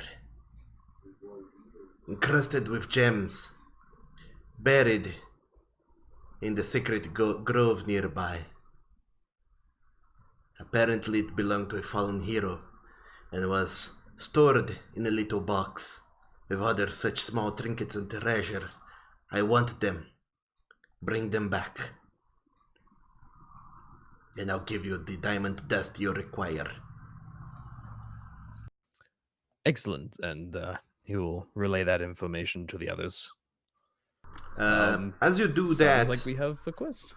as you relay the information to the rest of the party, it would seem like the owl is doing the same. Apparently, the dragon cannot speak common, and the owl translates things to him in Draconic, like what you guys are talking about. So instead of fighting a dragon, which is not something I am at all interested in, we should probably get searching and quickly for this sacred grove. Who's up for a hike? Okay, let's climb some trees. I take out my rapier and just point it in a random direction. I say, "To adventure! Let us grab that treasure!" I like this one already. All right. We will be back with your dagger soon. Don't go anywhere, okay? And he points at the owl and goes, "And you need to stop screeching. You're giving me a headache."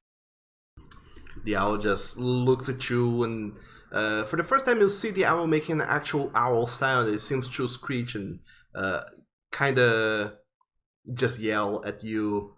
The very loud "who" sound that they do, and then it says, "Oh, you robbers! You robbers! You take things! You take things! You shouldn't take things! Not without Finn here, or with the password. You didn't give me the password."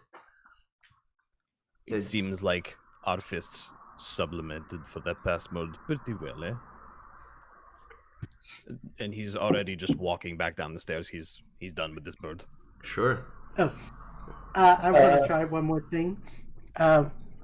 I say to the owl, "If you need the password, then why don't you give us the password so we can give you the password?"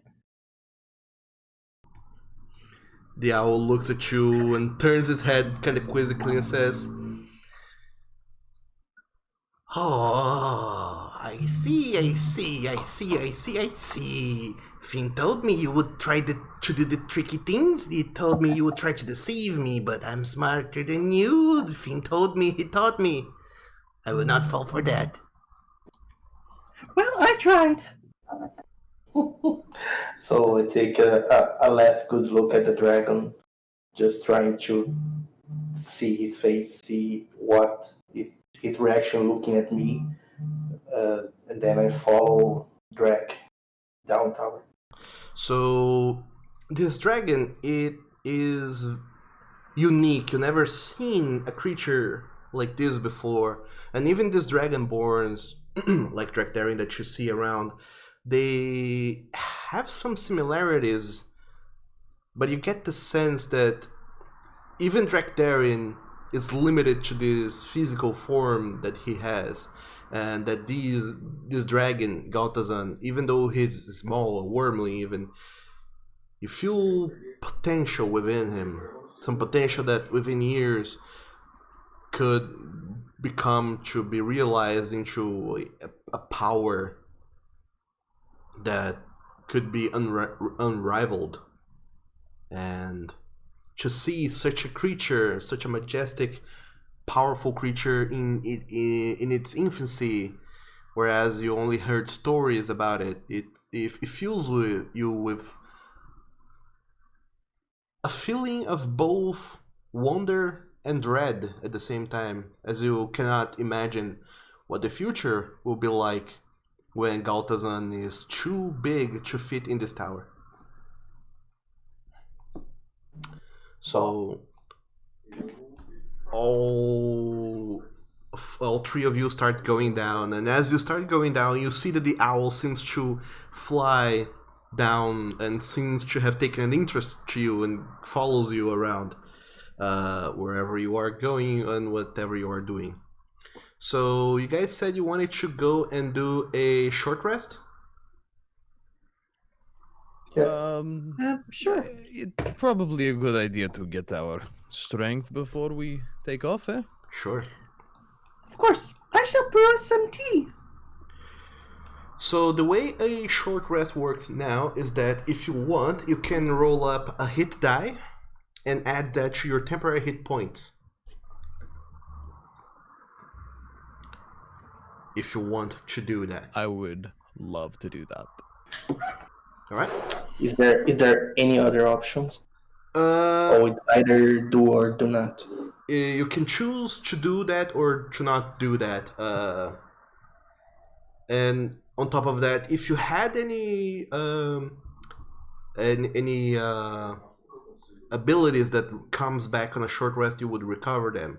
The monk, on later levels, he gets key points and he recovers key points on short rests. But currently you don't have any. Okay. Is there any reason for me to not roll the hit dice? Not really, no. Actually, the only reason for you to not roll hit die is that you can use it later on a death saving throw with another one of my rules. If it comes down to that.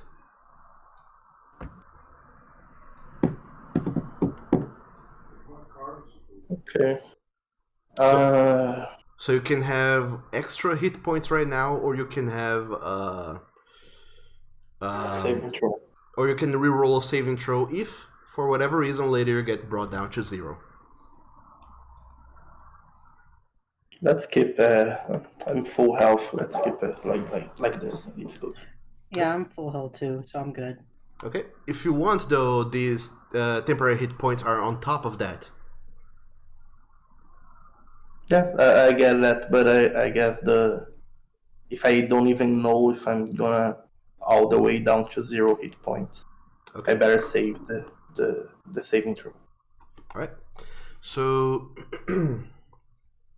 later on, But yeah, I'd like to try and use my teapot, my tea kettle, to brew some tea, if that's okay. Sure.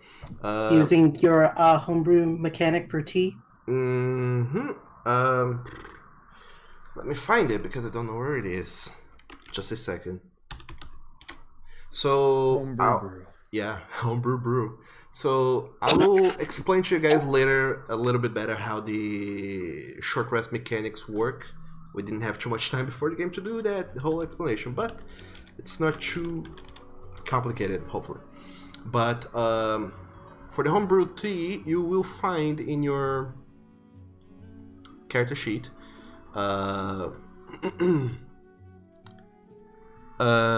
on the left hand side, on the very bottom, you will see your proficiencies and tools. You should have herbalism kit. Yep, I see it. So if you click on it, it will ask you which skill you want to use, and you choose wisdom. Yep, I've got it set for that. Okay, so go ahead and make a herbalism check. Okay. Sorry, I accidentally have still on advance. Yep. I will consider the first one, which is the one to the left, but let's try and be just the tiniest bit mindful of rolling in the future. 15. So you're brewing tea for you and your 2 companions, Drakdarian and Ender. So Right. go ahead and roll d4, or I can roll it if you want. Okay, there you go. I rolled a 1. So Stormclimb, you go and brew some tea. It smells very aromatic, and Ender, Drakdarian, you just feel this smell reaching your nostrils, and you just feel this very herbal smell that reminisces you of the forest and the fields, and of, you know, not being in the city but being out in the fields in a very relaxed position, and it's very calming and soothing and smells nice, very delicious even. Oh, let's see. I wrote down a list for the types of teas I brewed. Could I tell them what? Sure, but is it a hot or is it a cold one, by the way? I don't know. Since I said tea, I'll just go with a hot. Okay, so tell us a little bit about your tea. Okay, it's a hold on, I'm pulling up the list. I just totally forgot.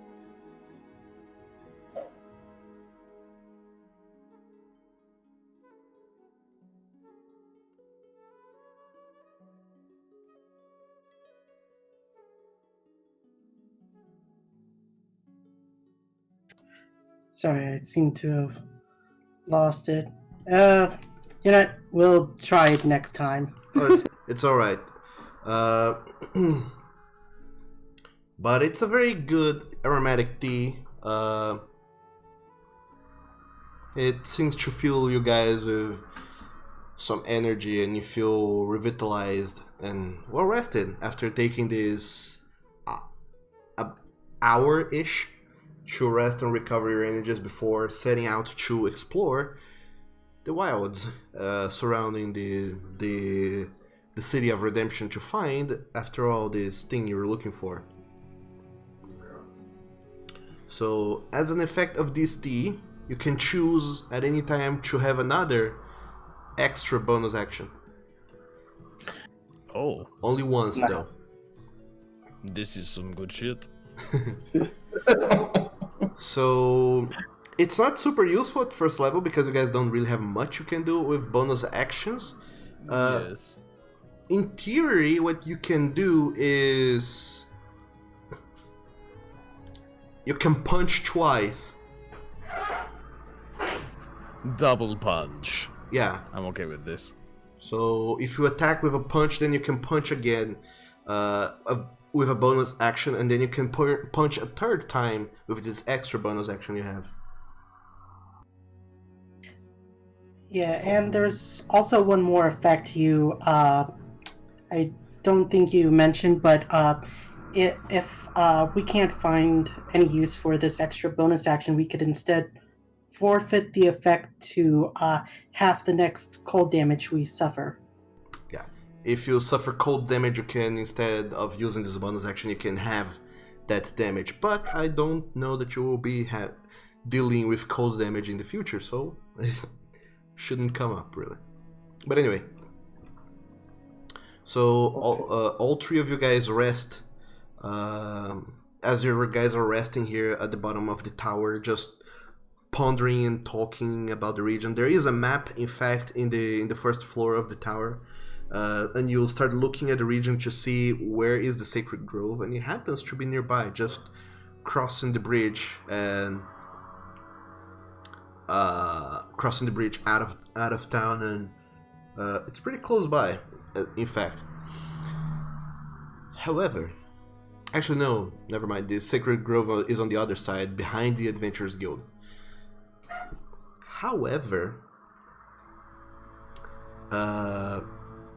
as you guys are thinking about all this, Ender, you glance back to the desk where there was so many papers and scriptures and other such things, and you remember seeing a healing potion there.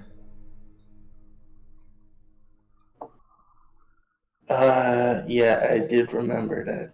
I was thinking that I was gonna scream at us again for taking it. But you know what? I wanna grab that potion. Alright. So you go right ahead and snatch that potion. Drac Daring, you had found one potion as well. Before, I don't know Which I'm definitely going to go take as recompense for getting my arm cut. Sure. And as you start walking out, you do see that some of these skeletons are still, their skulls are still clattering on the ground, like just looking at you and say, "Oh, you think you're so big, but just come down here to my level and you will see." And they just kind of keep jittering at you guys as you walk out. Sadly, I already am. And Drac Daring, you can have inspiration. In your character sheet, you will see that there, above your proficiency bonus, there's an inspiration. Yep. In fact, I would also say Storm, Climb, and Ender, make an insight check, just for the hell of it. Woo. 22. Ender, at first you don't really pay much mind to these clattering skulls around and about. You, however, Stormclimb, you seem to notice that Drac Daring seems very, very disturbed by these skeletons and seems to be veering way away from them when on your way out of the tower, as you start to make your way towards the Sacred Grove on the western side of town. Is there anything the party would like to talk about or discuss as you make your way? I guess I say to Drac, does the undead disturb you? I can understand. It's very unnatural. I have experienced a few things in my time that provide me aversion to such creatures. Yes, it's much more to talk about than we have time for right now, but perhaps later over more of that tea I can tell you a bit more. I only hope that we are not go walking directly into another home of the undead. Well, I'll be sure to give you a heads up if I smell anything nasty. I appreciate it. So, the three of you, as you're walking out, as you're approaching the western gate that leaves the city, it seems to lead directly to the Sacred Grove instead of taking the main road down, going through the Adventurers Guild and out into the wilds. You are taking the other exit, which is a much smaller gate that allows you passage to a path of packed earth that kind of just grows more and more natural as you approach the Sacred Grove. And as you're leaving and going through the gate, you do notice, well, not only do you notice, but you feel, as you're approaching the owl kind of flies by very close to you guys and seems to perch on top of your horn, Drakdarin. What? Can I help you in some way? Do I look like a tree to you? I need to make sure you're not robbers. You're taking things away. You need to bring them back. I'm gonna make sure you bring them back. And he kind of just hops up and down on top of your horn, just really intent on making sure that you guys are not common robbers. Fine, you can come with us, and then when we go talk to your master, you will obviously see what we are doing is not robbing, but assisting. Just please try to keep it down. The owl just keeps hopping up and down on top of your horn and keeps, ranting and going on about how you guys are robbers. But after some 5 minutes, you kind of just learn how to shut off that part of your brain that is paying attention to the owl and just look ahead as you walk past the last few houses on the outskirts of the city and start making your way into the Sacred Grove itself. So, as you're walking out, I would like everyone to make a perception check. Okay. Oh no! Oh no! It's beautiful outside, is it not? I love the weather this time of the year. Oh, look, a bird. So I'm too focused on that owl. the three of you. All we needed was for combat to end, and you guys go back to your roles. Of course. So, as you guys are walking down, you do notice eventually that the path leads clearly to, into the Sacred Grove, where you found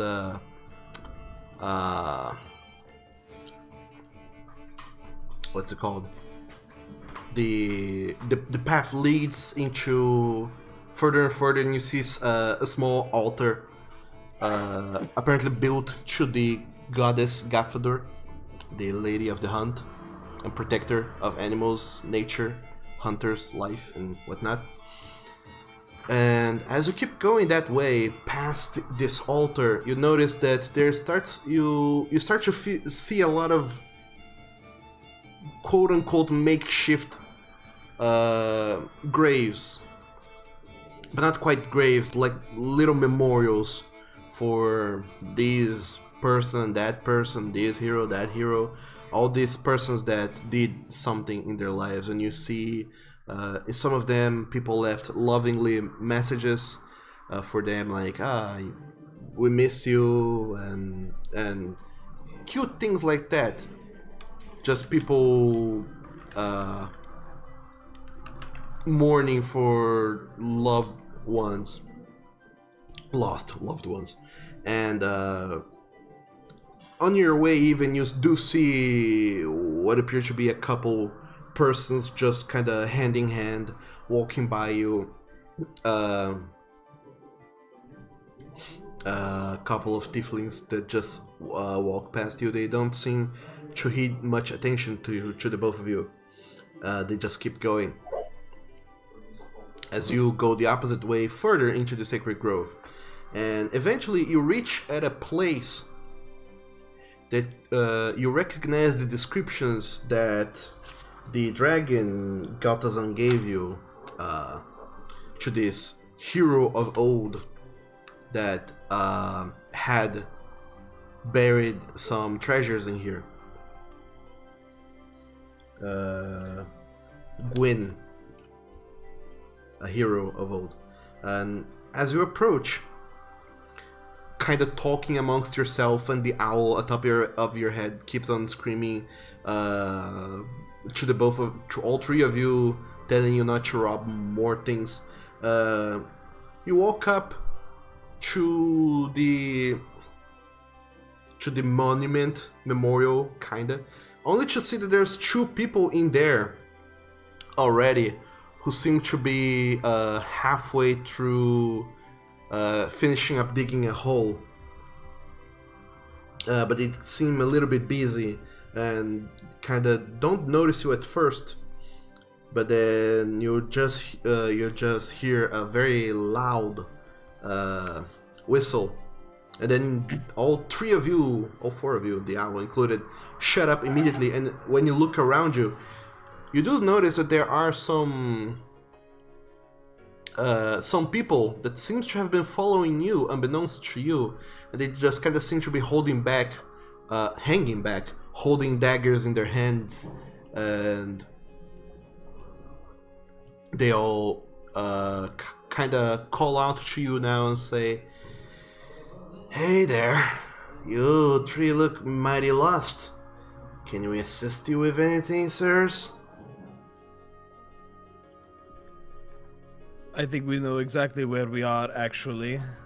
I don't see many tour guides approach a party with knives drawn, so presume you're not here to show us around. Well, I can not show you around, but show you into the next life if you want me to go ahead and do that. That tour is for free. And he kind of just flings a dagger between his hands. I draw my rapier and I say, "Then allow me to show you my teeth!" Or fangs. But, and yeah, that's... And all of them kind of just look a little bit shocked at first, but by this tiny rat on top of Anders' shoulder that suddenly pulls out a rapier and starts threatening them, and they say, "Oh, look at that! Even their pet has a spunk. I like it. This will be entertaining, boys." Dragdarin pulls his great axe off his back and kind of sets the blade down so it thunks into the ground and sticks there for a moment and goes, "I really am not in the mood to deal with you right now. I would recommend walking away now." The tiger takes a deep breath and looks around, sighing, and just wondering how this is gonna go. Not saying a single word.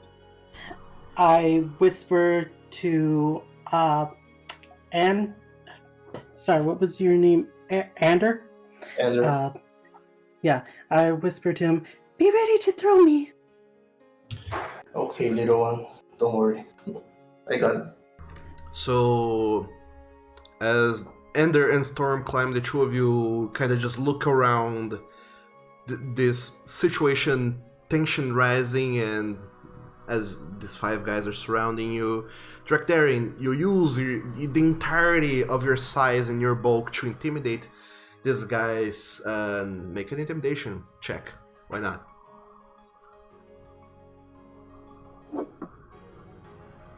Oh no! Oh dear. Call us the unlucky Clover gang. Right? So, I thought you could. Can you not use strength as your intimidation? Does it have to be charisma? in this case, I would allow for strength, but you rolled a 2, so. Yeah. That wouldn't make it too much higher. You would bring it to a 7, and even then. Not very intimidating. As you look at them, they do seem intimidated by your sheer size and bulk, but as they look at the other two and back at you, that even though you do look intimidating, you kind of look a little bit silly with that owl on top of your head, and they feel like they outnumber you and they will take their chances, so they fling their daggers a little bit more and says, "Oh, come on. Indulge us a little bit. Let's see if you have something worthwhile in those pockets of yours." And once again, I would like everyone to go ahead and roll for initiative. I hope you all brought plenty of coin for funeral arrangements. Sorry, I missed what. Which creatures are attacking us? What are they race? Their race? Come again? What are the race of the creatures that are attacking us? Oddly enough, they all seem to be human, and they all seem to look alike. Okay. Are you all quintuplets? Are you brothers? You all look very similar. Is that a human thing? They just says, "Ha ha ha! Look, the Darren is one talking down to us like we're filth. Let's show him who filth really is." So, Storm Climb, you rolled a 20. Yeah. Wait, am I technically mounted on top of Ander? Yes. Theoretically, you guys are sharing the same Yes. space. Okay, because like if I'm riding on him and if he If he moves, you can choose to go along with him or just hop off. Yeah. okay, Your choice, really. But well I can only move like 2 spaces, so if anything, at this moment, I think there is one guy I could probably hit if I try to take off on my. yeah. So let me roll for their initiative and put on some more battle songs for you guys to fight bandits to, because it's always fun.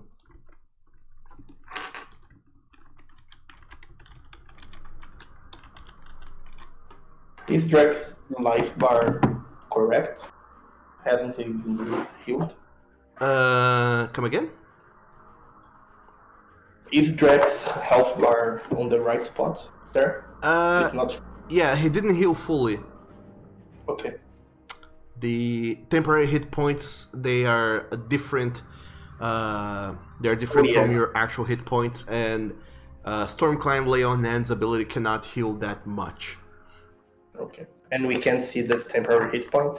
You cannot. Okay. But in theory, temporary hit points, they, like I said, they're kind of different in the way that they work. So it doesn't really matters for others to see how well you're doing. But anyway, so that's initiative roll. Stormclimb, you're up first. And on top of Ender's shoulders, what are you doing? So I've got this racial trait called and since I have advantage on attack rolls if I'm within 5 feet of my ally that isn't incapacitated. No, So, it's if the I other way around actually. If the target you are attacking, if one of your allies is close to him, the target, then you get advantage. Oh, okay. Sorry, I missed. So I guess I'll just I'm going to hold my action if that's okay, and I'm just going to wait until Ander moves close to an enemy and attack the closest one. All right, so you're holding an attack action to attack whoever's come to you, or whoever Ender goes to whenever he moves, right? That's correct. Yes. Okay, so that's all you're gonna be doing on your turn is attacking when Ender moves, or if someone comes close, I suppose. Yeah. Sure. Just to let you know how radiant action works, you will be using your reaction to use this radiant action. So normally, Okay. I mean, if there's anything else you would like to use your reaction to, you either do that or you do your radiant action. But anyways, so Stormclimber, just kind of hold on tight to Ender and ready your rapier, just waiting for someone to approach or for Ender to approach someone, which he might take a while to do. come get bit, you snakes! And one of them, the guy who's closest, he walks up closer to you with his dagger in hand as he was digging the hole, and is gonna try and shank you, Drek. So he walks up to you. This is wrong. He walks up to you and as he does, he tries to shank at you. I should not have rolled the advantage. He tries and misses. His dagger seems to kind of almost go into you. It's going towards you, but it clings against your armor and gets deflected. And he kind of almost turns his wrist in a natural position as he reels back and look up at you, standing a good 2 feet above him in height. And what are you doing? Well, first he's going to look at him and say, I did say you didn't want to do this. I warned you. And he's going to grab his great axe in both hands and do an uppercut right into him, scooping the dirt with him and just right into him. Sure.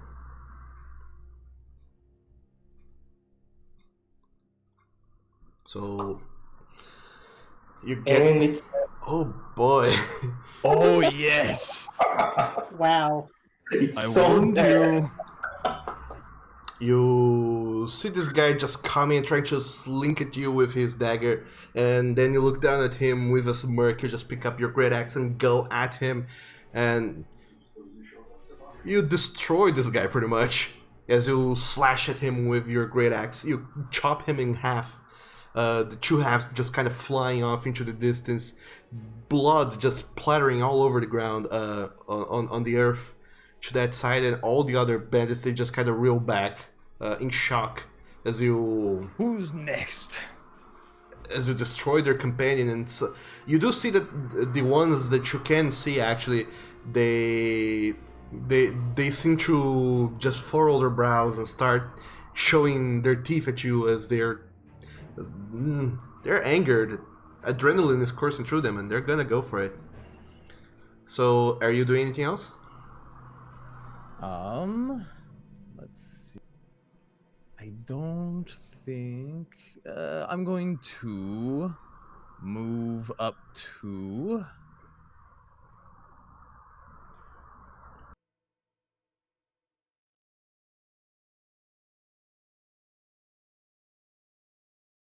I'm just going to move a little bit this way.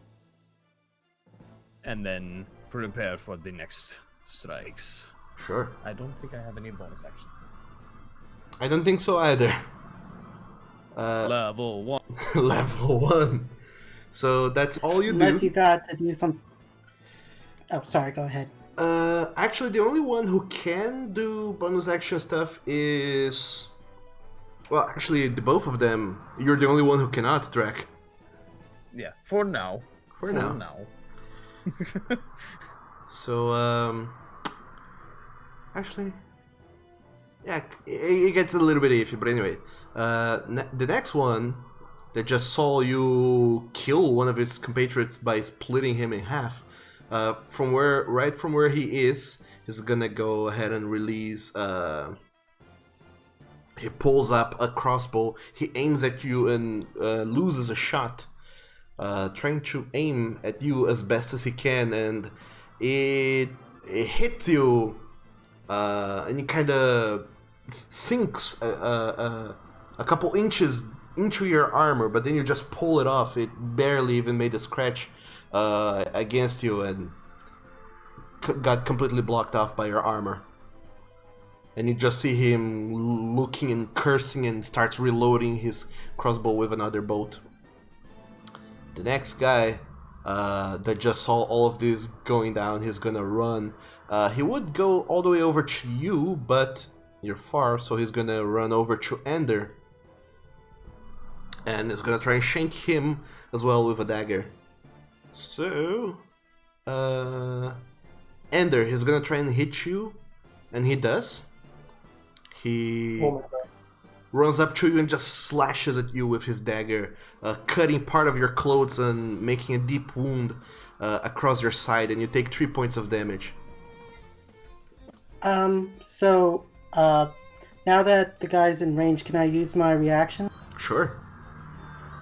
Yeah, so right as when the enemy slashed at Ander, I jump onto that arm that's slashed out, and then I go and try and stab the guy in the neck with my rapier. Oh boy, sure. So as soon as he strikes at Ender, you just jump at him, run up his arm, and tries to stab him in the neck with your toothpick of a rapier. So make an attack roll.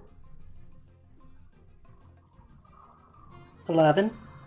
11. So as you start running up his arm and try to go to strike at him, he sees the little rat with the rapier running. He kind of just shakes his head like ugh, and kind of flings you off. You start getting flinged up into the air, but Ender manages to just catch you up and catch you up with his hand and put you back on his shoulder before you get like yeeted into oblivion. Yeah. Oh, rats! I got you, little one.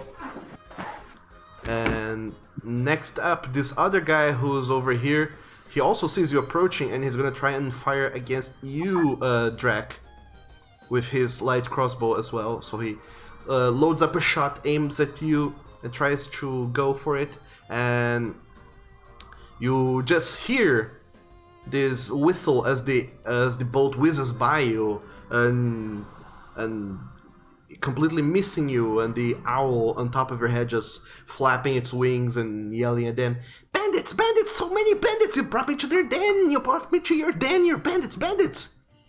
It just keeps hopping up and down. You're being very distracting. Can you stop that? As you say that, the other guy down here, he also does the same thing. He loads up a bolt and tries to lose against you, and because you're so distracted, you just feel as this bolt sinks deep into your arm, dealing 2 points of piercing damage. Guess who's next? And just as You're next. just as this guy loses this bolt, you see his smirk and says, and he picks another bolt and loads it into his crossbow and starts getting ready to shoot at you again. So what are you doing, Ender? I should deal with the guy in front of me. Let me check the... I'm gonna first martial arts the guy in front of me. Okay. So you're gonna use your action to punch at him? Yeah. Alright. So go ahead and go for it. Alright. Alright. So Nice. as this guy, he slashes at you with his dagger and flings up, storm climb up in the air. You very swiftly, in a single motion, you go with an uppercut, cracking this guy across the jaw, dealing 6 points of bludgeoning damage. And as your fist is raising into the air, you quickly catch storm climb and bring him back, put him on your shoulder, and ready yourself for another punch if you would like. Second punch. Here you go.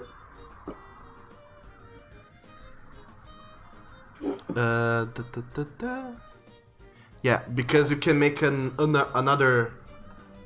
If you use your action to attack, you can use your bonus action to make another attack. And once again, you uppercut him, and then when the guy is kind of out of balance, you use your other fist to go for his gut, punching him and making him curl over as he just goes, ugh, dealing some more damage onto him. And this guy looks bloodied as he coughs some blood in the ground in front of you. And just as you pick up Storm Climb and bring him back, this fragrant smell of herbs and tea just whizzes past you, and you remember this reinvigorating energy from that. So you can choose one time to have another bonus action and punch again if you would like. I can move after the third punch, right? You can move whenever, but Okay. you have your. Okay, so I'm gonna go for the third punch right now. Yeah, I wanna use that extra bonus action. Okay. No. Oh no. So you feel that energy filling you in, and you just go for the punch. But at this time, the guy has wisened up a little bit, and he just brings up his arm to block your punch. You'll still hit his arm, and he seems it seems to have hurt, but not as much as a full hit would do to him. And you still have your movement if you would like.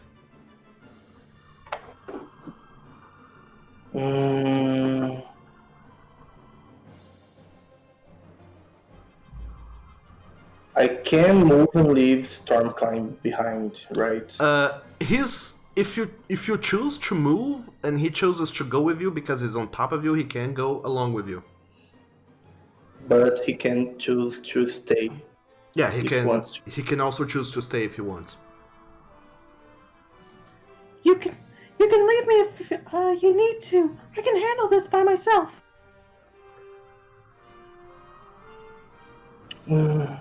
Okay, little one, I'm calling on you. Actually, just a second. Sorry. Storm Climb, you missed with your attack, but the guy you actually had advantage on that attack because pack tactics.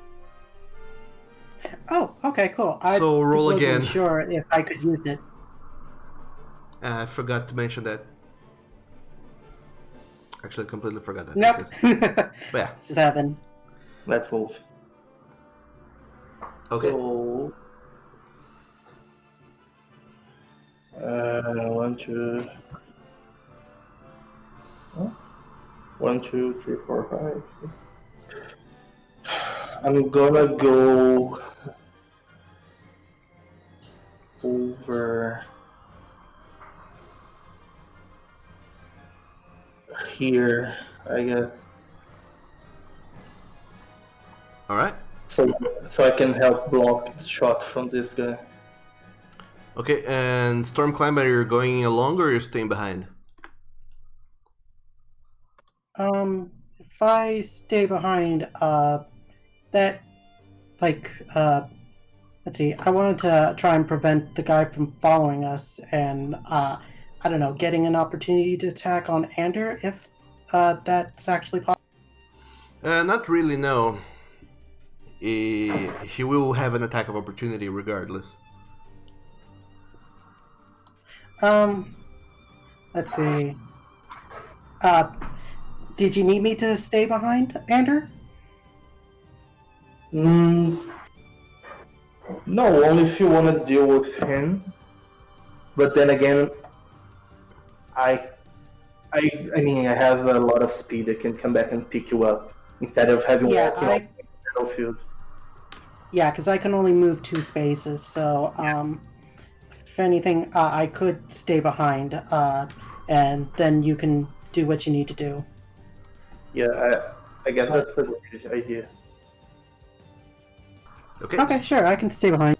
So, Ender, as you start moving away, Stormclimb jumps down from you as you go to help Drakdarian deal with the other 3 guys. But as you start to move away, this guy that just shanked you, he tries to go for another attack, because if you leave someone's someone's range, they get to do an attack of opportunity against you guys, and you too get to do an attack of opportunity against them if they ever leave your range. Okay. So as you turn to run away, he tries to strike at you with his dagger and misses. You're just too fast, and he didn't expect the rat to kind of just jump at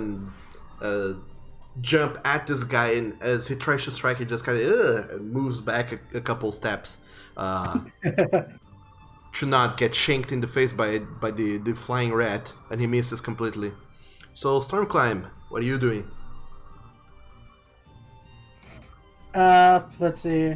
I'm gonna drop my tea kettle and do that whole run up the giant thing to stab the heck out. So yeah. Sure. Let me just roll my rapier attack. Okay, you can roll for the attack. As you start Does 16 hit? As you start running up this guy, it does hit. You. Okay. There's since this isn't this is a flesh and bone creature, I'm pretty sure that doing a little needle-like stab wound won't really hurt him. So what I'd like to happen is, like, the sword starts like glowing, kind of like when I threw the javelin earlier, and the moment I prick into stab into the enemy, for a moment, like, it almost seems like nothing happens, but then the gap just like widens to what a regular rapier attack would be if a medium-sized creature hit them. Sure. So, as you run up this guy's leg, body, arm, and then go to stab at him, Ender and Drakdarian, as you two run up to these other 3 guys, and you look back to see if Stormclimb is alright by his own, you just see him stab at this guy, and you see what feels, once again, you see some sort of apparition following his movement, almost like a silhouette behind Stormclimb of a mighty giant, well, not giant, but a mighty humanoid striking at this creature, stabbing at its neck, following the motions that Stormclimb does. And this little stab that he does with his toothpick of a rapier against this creature's neck seems much more potent as you see the silhouette behind him do the same thing. And suddenly all sorts of arteries pop open in this guy's neck, and you just see a torrent of blood just gushing out of that, as the guy just goes to clasp his neck and starts gurgling and coughing, and then crumbles down to the ground as he bleeds out right there. That's metal as fuck. Yes. Crumpled beneath me, for I am the Pete Pallinger. And as Yeah, that's my turn. As the Stormclimb jumps off the crumbling guy, kind of spinning in the air and landing in a heroic pose with his tiny rapier in hand, and looks back at you guys. Drakdarian, you see this tiny rat, and he seems very capable for his size. But then you hold your great axe back in your hands, look at these 3 other guys, and what are you doing? I am going to run 30 feet.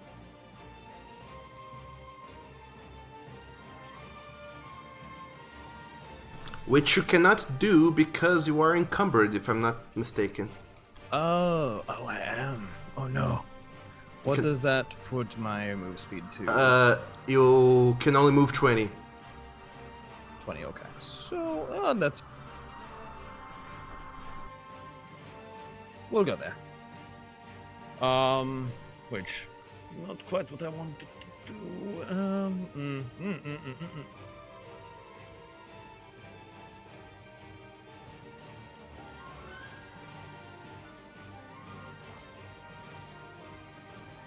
Okay, I'm just going to move in front of him instead.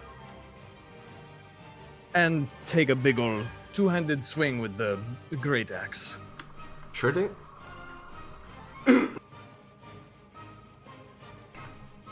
God damn it.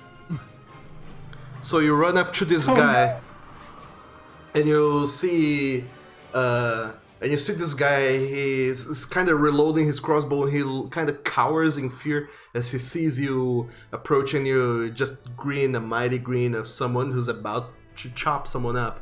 And you go for this wing. You pull back, and when you go to hit at him, you end up hitting the tree beside you that blocks your swing just barely, and you hear this very loud noise of wood splintering as you dig your great axe several inches deep into the wood, and it gets stuck a little bit in there, and then it takes you a little bit of wiggling it about to remove it, but at this point the guy is aware of you.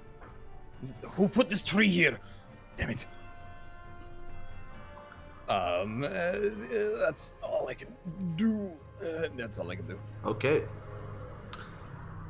Just as a reminder, I don't know if I told you guys this, you can use your bonus action to drink potions of healing. What was that? You can use your bonus action to drink a potion of healing. Gotcha. Anyway, the guy that you just tried to cleave, he puts down his crossbow, he picks up his dagger, and he tries to shank at you. Actually, he's not even gonna pick up his dagger, he's gonna straight up pick a scimitar and try to slash at your chest, Drakdarian. But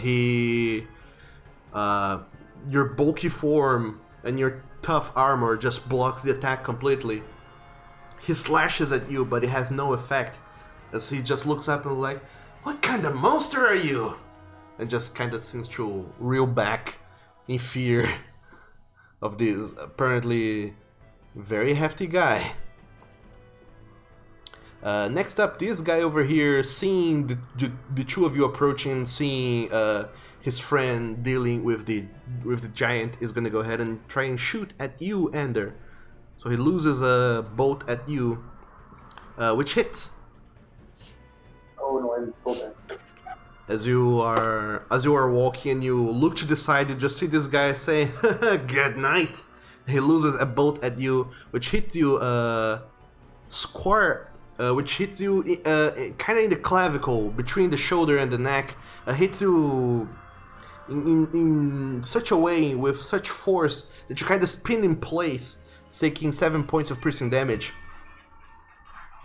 And the two of you, Stormclimb and Drakdarian, you just see as Ender gets hit by a bolt and collapses to the ground, unconscious.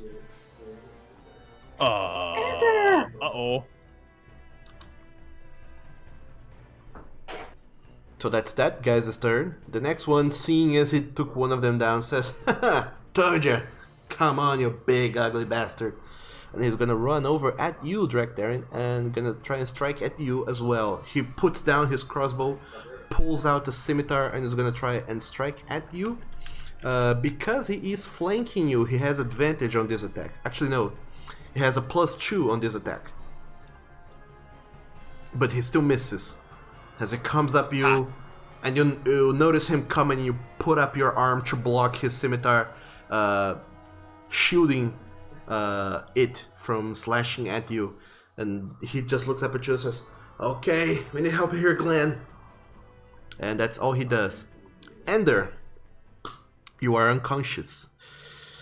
Go ahead and make a death saving throw. How do I do that? In the middle of your character sheet, there should be the death saves. 3 successes, 3 failures. Just click the name death saves. It will make a saving throw for you. A 2. That is a failure. Oh no. However, you can choose to spend a hit dice to reroll that. Okay, what's the... I don't know what happens now. What's the consequence of the success or failure of the death save? Okay, so here how death savings work. If you fail 3 death saving throws, your character dies. If you succeed 3, your character stabilizes and you stop making death saving throws.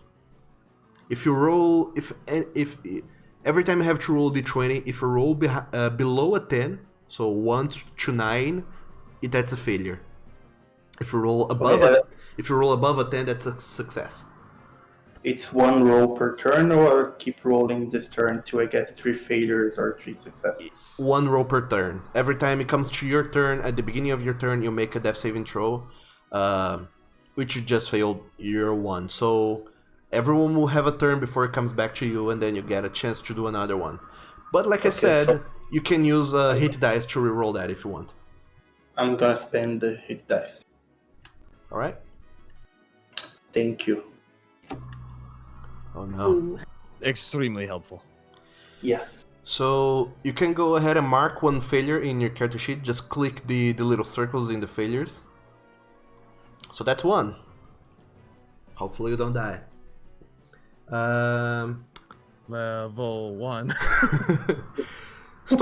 Storm climb. You see Ender falling on the ground. And by the way, you have the movement from your previous turn that you didn't spend.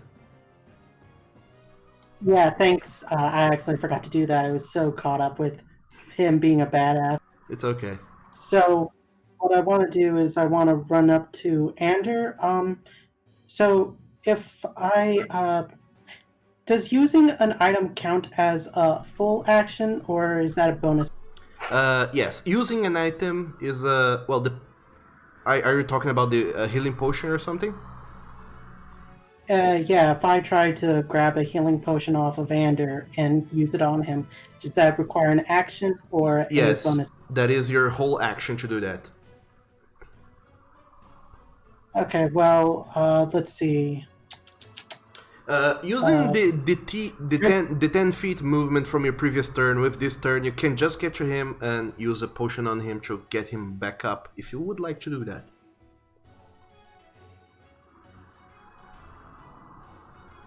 Okay, so yeah, Drax's going to be fine. So I'm going to grab the potion off of Ander and feed it into his mouth. That's my whole action. Okay, so you run up to Ender, you rummage through his person, picking up this bottle of potion and bringing it up to his unconscious head, and uncorking the potion and dropping all of its contents down his throat. And Ender, you feel this magic starting to flow through you and heal your wounds, especially this bolt that is sticking out of your shoulder. So you heal 2d4 plus 2, which you can roll, or I can roll if you would like. Can roll for me. Okay, so you heal 2d4 plus 2, that's a total, that roll, sorry. I don't know if I've seen 1-1 in a while. Can we count that as a critical? Critical fail. Regardless, you heal 4 hit points and you're no longer unconscious. But you were No, blooded. it's not the time. Oh, Thanks, little one. And I hug Stormcloud. I guess I climb on. Oh wait, never mind. Because you fell unconscious, you are considered to be prone, so you are down on the ground currently. Okay. But that's okay. So that was your action, Storm Climb. You have a bonus action, but I don't know that you have anything you can do with it. Yeah, that's why I asked about the items, because, like, I don't really have any abilities to use as a bonus action right now, and I can't throw a spear as a bonus action, so, I guess that ends. Yep, that's your turn. So, Drakdarin, you see the rat running up to Ender and helping him up with a potion, and you just see some life returning to the tiger. And there's 2 guys flanking you. What are you doing? Well, I'm very frustrated with the scenario, and we're going to use something to even the play. I'm going to move just a little bit to my left, line 2 of these guys up, and unleash my lightning breath weapon upon both. Oh my goodness, we finally get to see that in action. So Dr. they both need Arcanist. to. They both need to make a dexterity save equal to 8 plus 3 plus 2, so equal to 13 or higher. Alright. So, what is the damage of your breath weapon again? Oh, that's not even in my attacks. What happened? Why didn't I do this correctly? Ah. It is a on fail they take 2d6, and half as much on a success. Lightning damage. There you go. 2d6 lightning damage. Yep.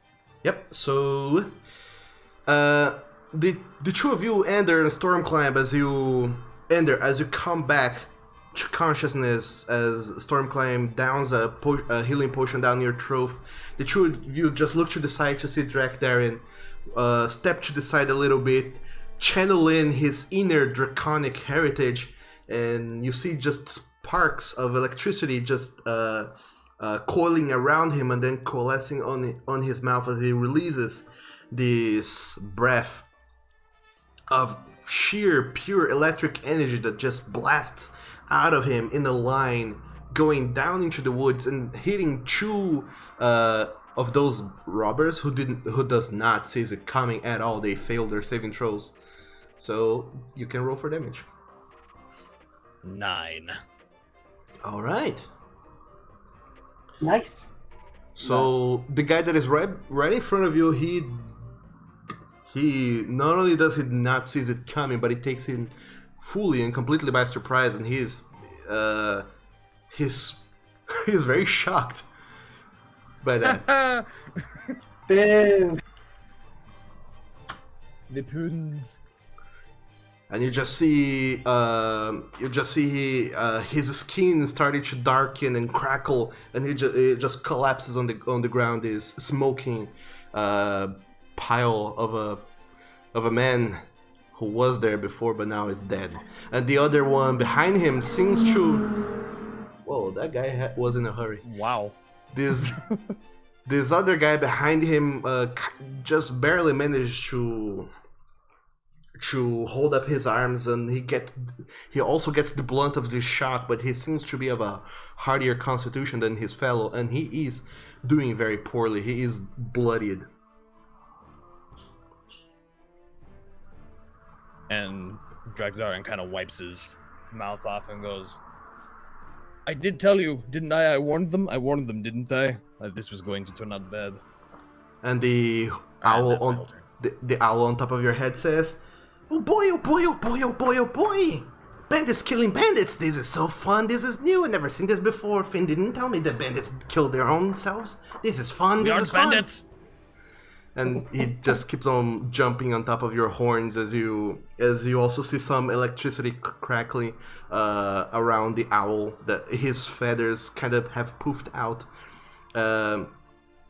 And the other 2 bandits, the one that just got shocked, he looks at you and says, Who the fuck are you guys? And he keeps wheezing and just turns around and starts to run the opposite direction, absconding into the woods.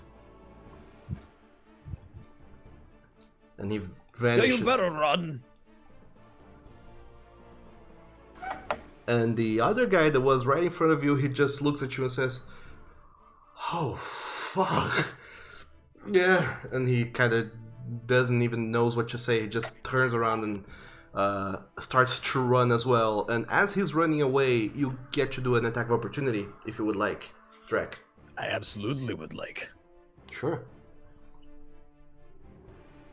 Oh no! Oh, yes. Wow. So, as this guy starts running away, you just turn to him, blood in your eyes, almost murderous intent. So, tell me how you kill this runaway bandit. As he's turning to run, I'm going to pull my great axe back behind my head and just literally fling it full on claymore throw right into his spine. Nice. Oh, All right. So this guy manages to walk just a few steps into the woods before you just hear this very loud and meaty chunk noise as the axe engraves itself into his spine. Blood splattering across the trees as well, and then you just hear this even louder thunk as his body just collapses to the ground, crumpled in a pile, starts bleeding in the ground around these trees. The body not even moving. He instantly died as soon as that axe hit. So, party. Once again, the sounds dwindle. Everything goes quiet, except for the owl that is on top of your head, Drac. It's still kind of hopping up and down and saying, "Ooh, look at this! One ran away. Are you gonna chase him? One ran away. One ran away." No, no need to chase. oh my god. Are you okay? I can't bear that owl screaming my ears anymore. I'm okay, thank you. Okay, good. And Drak walks over slowly, kind of cracking his neck a bit, and just, I did tell you that it was going to be bad. And he's just yanking his axe unceremoniously out of the back of the one that he killed, foot on the back, just ripping it out. Hey Stormclimb, thank you very much for healing me back to life. And I guess it's loot time. What can we get here? Let's loot the bodies. Loot the bodies! And the So, I just, let's see. The main thing that I'm going to be mostly looking for is to see if they've got any, like, potions or herbs that I can add to my herbalism kit. make an investigation check, Stormclimb. Actually, everyone that is looting can make an investigation check. Okay. Let's see. How about instead, could I use a perception check using my nose to sniff things out? No. Nah, it's okay. Never mind. It's I'll just go. investigation. Yeah, not so great. 11. So, Drek, you're still mostly all of the guys that you go over to their either crumpled pile of bloody mess, and there's not even much you can recover without completely plunging your claws into this bloody mess, and you know your job is still not done, and you think back to yourself, maybe I shouldn't, throw myself in their guts right away. Maybe they could have something more interesting on the inside. Stormclimb, as you also look around all of these guys, they don't really seem to have anything in the way of herbs or anything medicinal that you can take. Except that when you go over to one of those guys, the ones who were actually digging the grave and had shovels and daggers. They one of them happens to have a healer's kit. Oh, got it. Taken. Score. And also going from body to body through the coin pouches that they have on them. You guys managed to scrounge up 150 silver pieces. Nice. Yay. Wait, each of us got 150, or we split it? That's total between the three of the guys. The five of the guys. The four. One ran away. So that would be 50 silver pieces for each one of you. Heck yes. Money, something I have not a lot of. I could always use a little bit more coin. Thankfully, I haven't reached that encumbered state yet, where I cannot completely move. Yeah, it will take some time before it gets to that. So looting these bodies, you find that, but a ways behind them, you also find the little hole they had dug in the ground. We're in the process of digging, or almost finished digging. Whereupon you do find, by looking a little bit deeper into it, you do find that little box with what's it called? A little box that apparently is the treasure that the dragon Galtazad was looking for.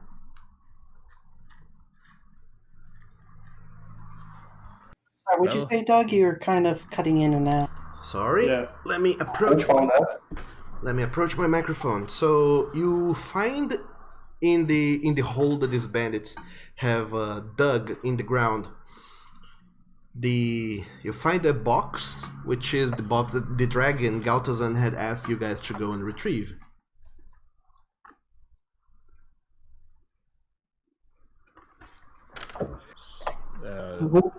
Who found that? I just don't know who went to the hole. Everyone? Yeah. At this point, all three of you just go to the hole, and in there Sure. you see the box. Okay. Hey guys, guess that's what we're looking for. I guess. Does this all know something about it? Can you confirm that's it? Yes, Bird. Could you actually be useful for once and tell us if this is what we are looking for? The bird just looks and shakes its head and says, I don't know nothing. I don't know nothing. I don't steal. I'm not a bandit. You're the ones. Oh, useless bird. Okay, thank you. The Dragonborn just picks up the box in one hand and puts his great axe over his shoulder in the other and turns to start walking back to town.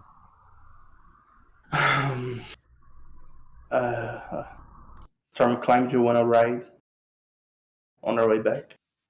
Yes, please. So pick up Stormclimb, and you put it on his shoulders, and I follow. All right. Just a quick question. Sure. I was my internet cut on the loot part. Did we split the money equally? Yes, it's 50 silver pieces for each one of you. Okay, thank you. And they had one healer's kit as well. Yeah, I got the healer's kit, and that's it. So I forgot to delete the healing potion. That's okay. That's done. You already used it. Instead of deleting it from your character sheet, you can just mark that you have 0 of those. That also works. Up to you, really. But anyway, Okay. the three of you and the owl start making your way back to the city, leaving behind a bloody mess of corpses in the sacred grove. And, well, knowing that you have accomplished something today, you're not entirely sure of what yet, but you have. And you start making your way back to town now, getting a little bit more familiar with your surroundings after so much back and forth. So I take it you guys are going straight to the wizard's tower, right? Straight back. Let's get this to the dragon. I Yep. am covered in blood still. It's a good look. Yepperoni, and I'm pretty sure I'm covered in blood too, but I guess it just mixes in with the pink on my armor, so it's not like you could really tell. Yeah, it's Just gives it a nice gradient. it's pretty much Dragonborn with blood effects turned up to the maximum. That's what you guys look like walking down the main thoroughfare of Redemption. And as you go to the wizard's tower, you get inside.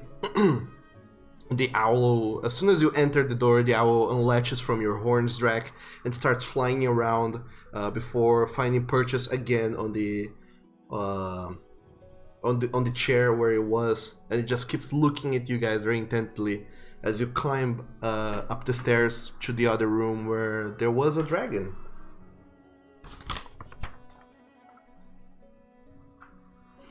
Ah, you are back. Did you bring me my treasure? And the Dragonborn kind of holds up the box and then slides it along the floor towards him. Sure. Oh dang, we never even checked. Still speaking in Draconic, it says, "Ah, finally, let me see here." And he starts walking on all fours towards the box. Even though he's a wormling of a dragon, his size is still very imposing. This big, bulky creature the size of a horse, but with wings, shiny, is very still awe-inspiring to see a dragon in the flesh. And he walks over to the box, and he using his front paws, he opens it. And on the inside, you can see, if you care to kind of peek over, on the inside you do see as he pulls out a dagger that is indeed very fine. The handle of the dagger is fully encrusted in all sorts of gems that shine very brightly, and you can see that not only it's encrusted with gems all over the place, but there's also some inscriptions along the side of the handle and the blade itself, and just from a glance you can tell that this dagger, if it is indeed magical, is quite a relic. And he picks up the dagger in his paws and looks it over, turning it around, and then looks back into the box, where you can see the box seems to be an ossuary, and you see bones on the inside that you did hear some rattling as you were coming back into the city, but you never imagined there was going to be a full skeleton inside of this little box. And he kind of just turns the box over, and the bones, the skull, kind of just roll into the floor, and he says, "Ah, Finn will be very happy. Now we can add Slim Gwyn to the collection." Are you the one who's coming up with the damn names? Of course. Do you think Finn is that smart when it comes to comedy? I'm the one who suggested it. Well, they're very good. They're very good names. And keep it up. Do I recognize any of the writing on the dagger? Do I know what it is at all? The Is it written in dagger. a language I can understand. You can see that there's an inscription on the dagger, but as it stands, you're kind of too far away from it to actually be able to see. You would need to really walk to him and pick up the dagger and examine it to see. Probably best to not. We've upheld our end of the bargain. Could we perhaps get that diamond dust now and be on our way?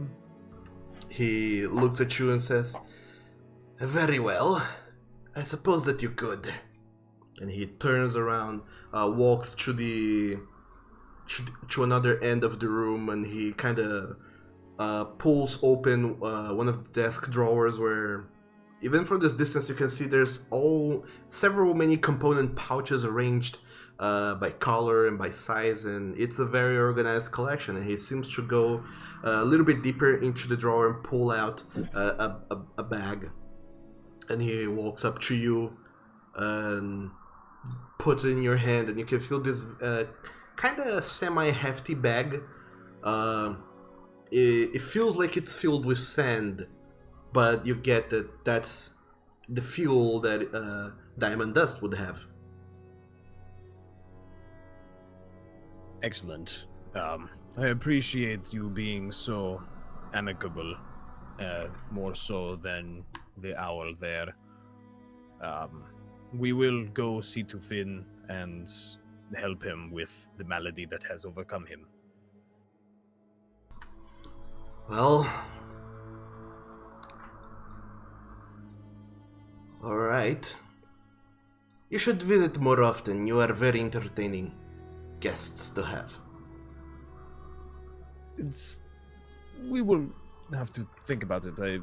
I don't know what our future holds. But thank you for the invitation.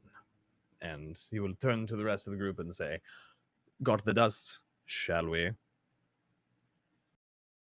Yes, let's. And right back down those stairs.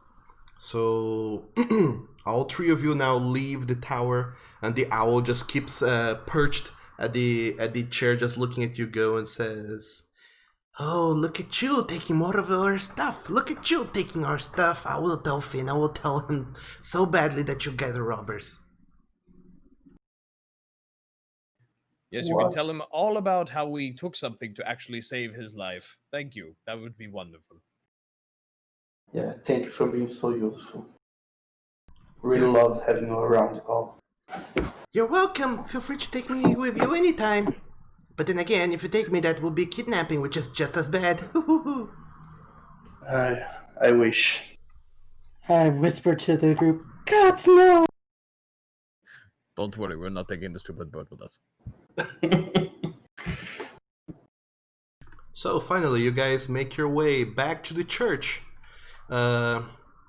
where previously had left behind a distressed human woman and a feral-looking Furball, and the tiefling priest who was tending to them.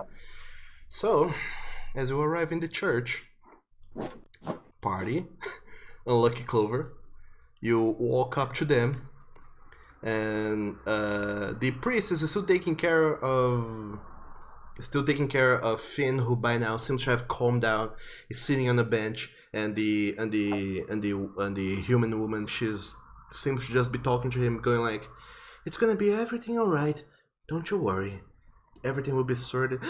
Look, they're back." As the Dragonborn just slams the doors open again.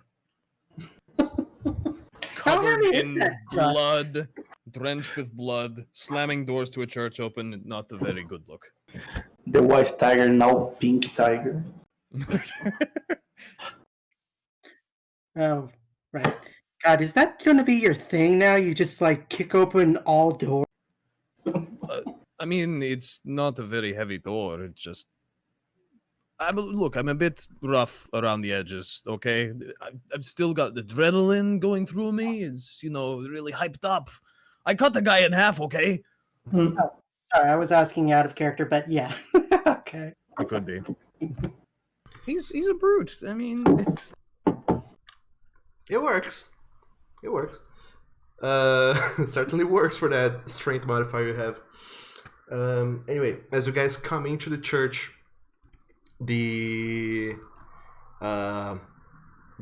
priest, he just looks at you and says, "Well, that took you much longer than I anticipated. Have you found the material components for the ritual?" And he just holds up the bag and offers it to him. Sorry if I get a little blood on it. We kind of got in a bit of a spat out of the town in the process of doing this. Nothing to worry about, though. We handled it. The The tower is definitely in one shape. It's all right in the tower. The priest kind of just smiles and nods a little bit. "Well, this is a church dedicated to the goddess of hunts and hunters, and I have seen hunters coming here in much worse state than you are right now, son. Don't worry. Anyway, come here, my dear child. Let me see if I can help you, and then you can help me as well. And he picks up some of these diamond dust and starts getting... making some sort of arcane divine incantation, reciting some power words as he opens up the bag of diamond dust and holds up a pinch of it towards the human woman. He picks this diamond dust, puts it on top of her head, holding it in there and saying a prayer. As he starts to do this, you see Finn kind of just jostles a little bit on his bench, trying to be defensive again. And the human, she just holds her hand like, it's alright, it's alright. And the priest starts channeling some positive energy into her. And you see as the human suddenly shines and glows with a burst of positive energy of good that is just healing and taking away whatever curse or malady she had that had taken over her mind and her memories. And you just see as she opened her eyes and her pupils flash white for a moment, and then this look of realization comes to her mind and she just looks around wide-eyed, just like, oh, I remember now. She just looks at all of you, her jaw open as she's just taking things in, remembering as this flood of memories come rushing through her. Like, oh, okay, all right. And the priest, he looks at her and says, are you better now, my child? And she just nods. Oh, you have no idea how good I am doing now. Thank you very much. And she smiles widely. Now, at all four of you, at the priest and the three of you, she smiles and nods, says, oh, everything's much better now. Thank you so very much. And the priest, he picks up some pinch of diamond dust, the remainder in the bag, does the same thing, puts it on top of the Furball's head, and starts conjuring up again another incantation, reciting more power words to concentrate all this positive energy into him, to also free his mind of whatever had clouded him. And you guys just watch this. And just as you're watching this whole thing go down, you see the Furball as well, glowing with energy, his eyes flashing white. And suddenly, the same look of realization comes to his mind. And all three of you look at him. And then he just says, wait, no, and he puts up his hand towards the human who very sneakily had held up the box with the book that you guys had seen before. Bless you. That you guys had seen before, and she just says, well, I have all I need now, so I'll be seeing you later. And she produces an incantation, says some words, and just disappears in midair. Ah, darn. Wizards. And I hate wizards. the Furball kind of just jumps up from the chair, kind of holding up his hand at her, and say, ah, damn you. Ah. Faye, you sneaky little... And then he looks at the three of you and says, you... Sorry. He seems to take a moment to recompose himself. Standing tall and proud now, and he just... Okay, that's a setback. Certainly not a good one. You're the three I invited to come over. Ander, Drek, Darren, Stormclimb.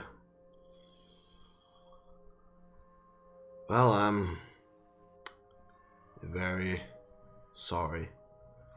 My discovery had taken a very unexpected turn to the unpredictable.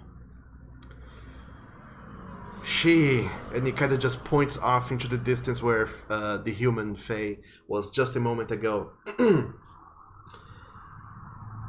She was my apprentice, and she betrayed me. We had found a book of Arcanum, the Tome of Arcanum. It had many clues to many things, especially the things the three of you were looking into, and it's gone now. Damn it! And he slams the bench that he was sitting on, just looking around, very frustrated and annoyed at himself, at you guys. Well, not annoyed at you guys, but annoyed that he couldn't help you guys. And he just looks very frustrated, kind of sighing and shaking his head.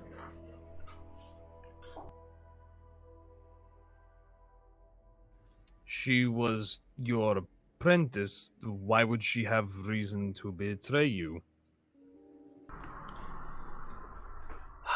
If I knew that, I would have taken some precaution before, but those humans, can't trust them, it would seem. But anyway, at this point, the priest is just looking very concerned at all of you. By the way, she has disappeared. She is no longer on the map. He looks very concerned at all four of you and says, "So, my children, is everything alright?" Well, besides some of us being a little roughed up, Yeah. I guess we can say it's all right. we didn't That die. depends. What was found? What did you find for me? Was there actually a lead? He the guy. Oh, and I'm saying this to Furball. Come again? I'm saying this to Furball. Sorry, I forgot to announce who I was talking to. It's okay. Before you go and do that, or rather, as you are doing that, the priest just looks at the two of you and says, "Oh, my children, you're looking. Let me tend your wounds." And he goes, walks up to the two of you, Ender and Drakdarin, and he casts a spell on you. He puts his hand on top of you, and you can see that he has very long nails that look almost like claws. They are thicker even than nails would be, and as he puts his hands on you, you can feel his very firm grasp, his claws kind of sinking a little bit into your skin as he grasps you. But for how almost aggressive this grasp is, you feel this very relaxing, positive energy flowing through his arm and then through his hand and into you as he casts a healing spell, and the two of you recover 8 hit points, Drek, Daring, and Ender, so you're at maximum hit points now. Most appreciated. Thank you, priest. I really did that. He nods and says, "Well, you have done us a good deed, and good deeds should not go unrewarded." Meanwhile, the Furball, he's just shaking his head and sighing. He looks at you, Stormclimb, and says, "Oh, if only I knew Never mind. We found this book, this Tome of Arcanum. It holds secrets to many things. Divinations for the future and from the past. Things hidden throughout history, and it's a book of answers. And it had answers to many things, and I heard of your pleas. You have been going around the city looking for something. I had something I wanted to ask the three of you to do in exchange for this information, but I'm sorry, I don't have this information to give anymore. That's all right. Maybe you'll be able to remember later. In the meantime, I suppose I will continue finding this person. Called Adventure! Yeah, tell you what, Finn, I was very skeptical that anyone could have the information that you proclaim to have. And I'm fine with it. I'm doing okay without knowing my past, and I guess I'll still be after all this. I am still tremendously interested in what you claim to have found in regards to what I seek. However, if there is some way perhaps that we could create, call it a partnership perhaps, you inform me, I help you, that sort of thing, let me know. He looks at you once again. He crosses his hands, and you see his demeanor change from this defeated man who just got betrayed, emotionally stabbed, and he changes his demeanor completely to that of a welcoming salesperson who's most pleased to see all of you. He even smiles as he says, "Well, the tome still exists, and therefore we can recover it once I learn more of where my apprentice has gone to and what she intends to do with it. But for the meanwhile, I have other smaller endeavors I could ask your assistance with. Oh, of course, in exchange for some rewards. I wouldn't expect you to work for free. And don't worry, if we ever recover this book that holds the answer to the things I promised I would give you, I will let you know, and we will resume that initial proposition, if that is alright with the whole lot of you." Well, I Yes, don't know, guys. That was not what I was expecting when I came on my adventure. I expected to be so much more calmer and learn about people, and I almost got myself left in a forest. I never expect that.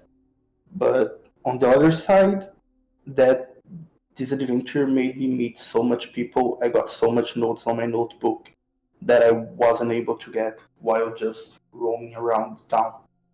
So I guess I'll give it a shot. I will stick around for longer if that's okay with all of you.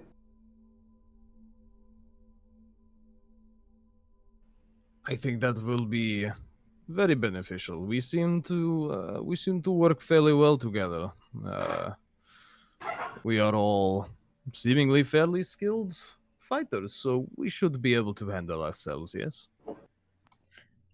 I very much agree. The three of us, we are quite unstoppable. And then I just take out my rapier once again and just point up and just say, "All for one!" And Drakdarn just kind of looks down at him like, I don't know what you're doing, but I agree. Yeah, Yes. yeah. I guess.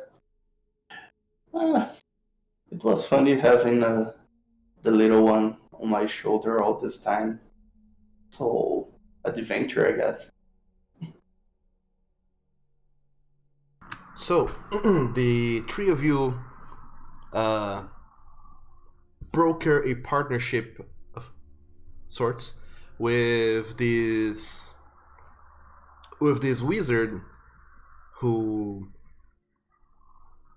you didn't have the best first impression with because he was a bumbling fool when you first met him, but seems to be a very powerful wizard to have not only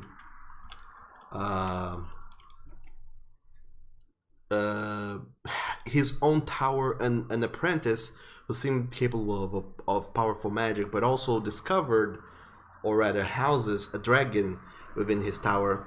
And also this priest who seems to be capable and powerful enough to heal even such strong and powerful curses and maladies. And with this new friendship, or rather this new agreement you brokered between yourselves, between them, and also between yourselves to remain as a group and adventure together, seeking whatever it is that adventurers do, you decide that maybe the three of you can accomplish much more if you stick together and if you trust on one another. And that, everyone, is where we're gonna end today's session. Yay! Good job, everybody. We didn't die at level 1. Yay!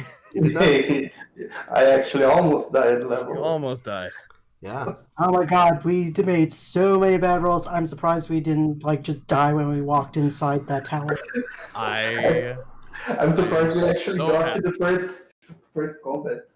We almost didn't make it there. I am so happy that I picked Dragonborn because, not really being able to communicate with a dragon. That's terrifying. Yeah, You're level 1. Fight a dragon. Sure, why not? Yeah, not sure if we would actually been able to make out of there alive, or at Absolutely the very least, not. not somebody dying. Absolutely not. I don't think so. So, I hope you guys enjoyed the game. And also, on top of everything, also you did a lot of stuff. So, congratulations, you guys level up. Level 2! Yeah. Thank God. Excelsior! So, refer to the... Well, you will have a lot of time from now on to refer to the player's handbook, to D&D Beyond, to Roll20, to whatever resource you want to use to find out what skills you get at next level. So, Ender, you will be getting the Flurry of Blows, which is an amazing monk skill. Drakdarian will be getting Action Surge, I believe, or Second Wind, or you will have a use for your bonus action finally. And Stormclimb will get spells, so that's fun. Woo! Can finally cast the magics. Yeah. Yes, I get my my action surge. I already have Second Wind at level 1.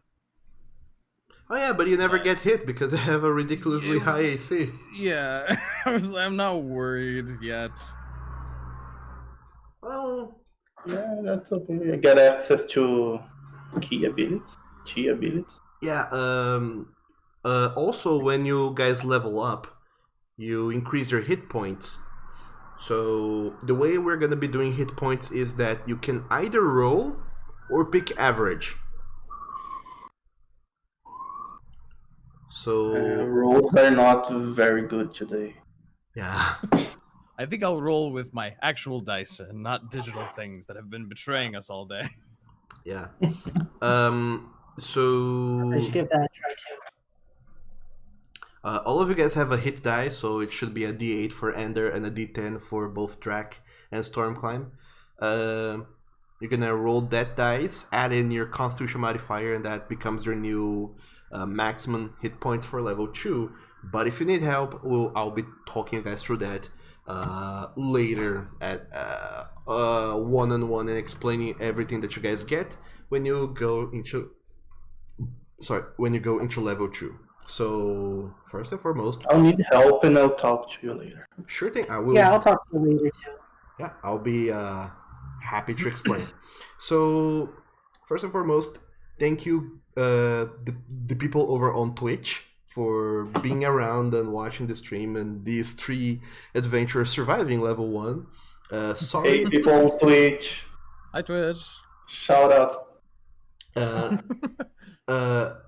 Extremely No, I'm not talking to you, Google. extremely sorry I could not keep a close eye on the conversation on Twitch because DMing takes my full concentration. So if I didn't answer a message you posted on Twitch, I'm really sorry, but kind of hard to juggle that many things at once. But I'm very thankful that you guys have stopped by to watch this game. I will be posting this as a video on demand on YouTube later today, if not tomorrow. And there's also a wiki about my homebrew world of Gundr that you can go and check out if you would like. There is not much to be seen there, but it exists. And like, if there's some lore detail that you missed or you're just curious to see what a custom wiki looks like, so drop on over on one of those links I dropped in, where you guys can see some things. And that's it. Thank you guys so very much for watching, Twitch people. I'll be seeing you guys next time. Bye bye. Bye. Bye.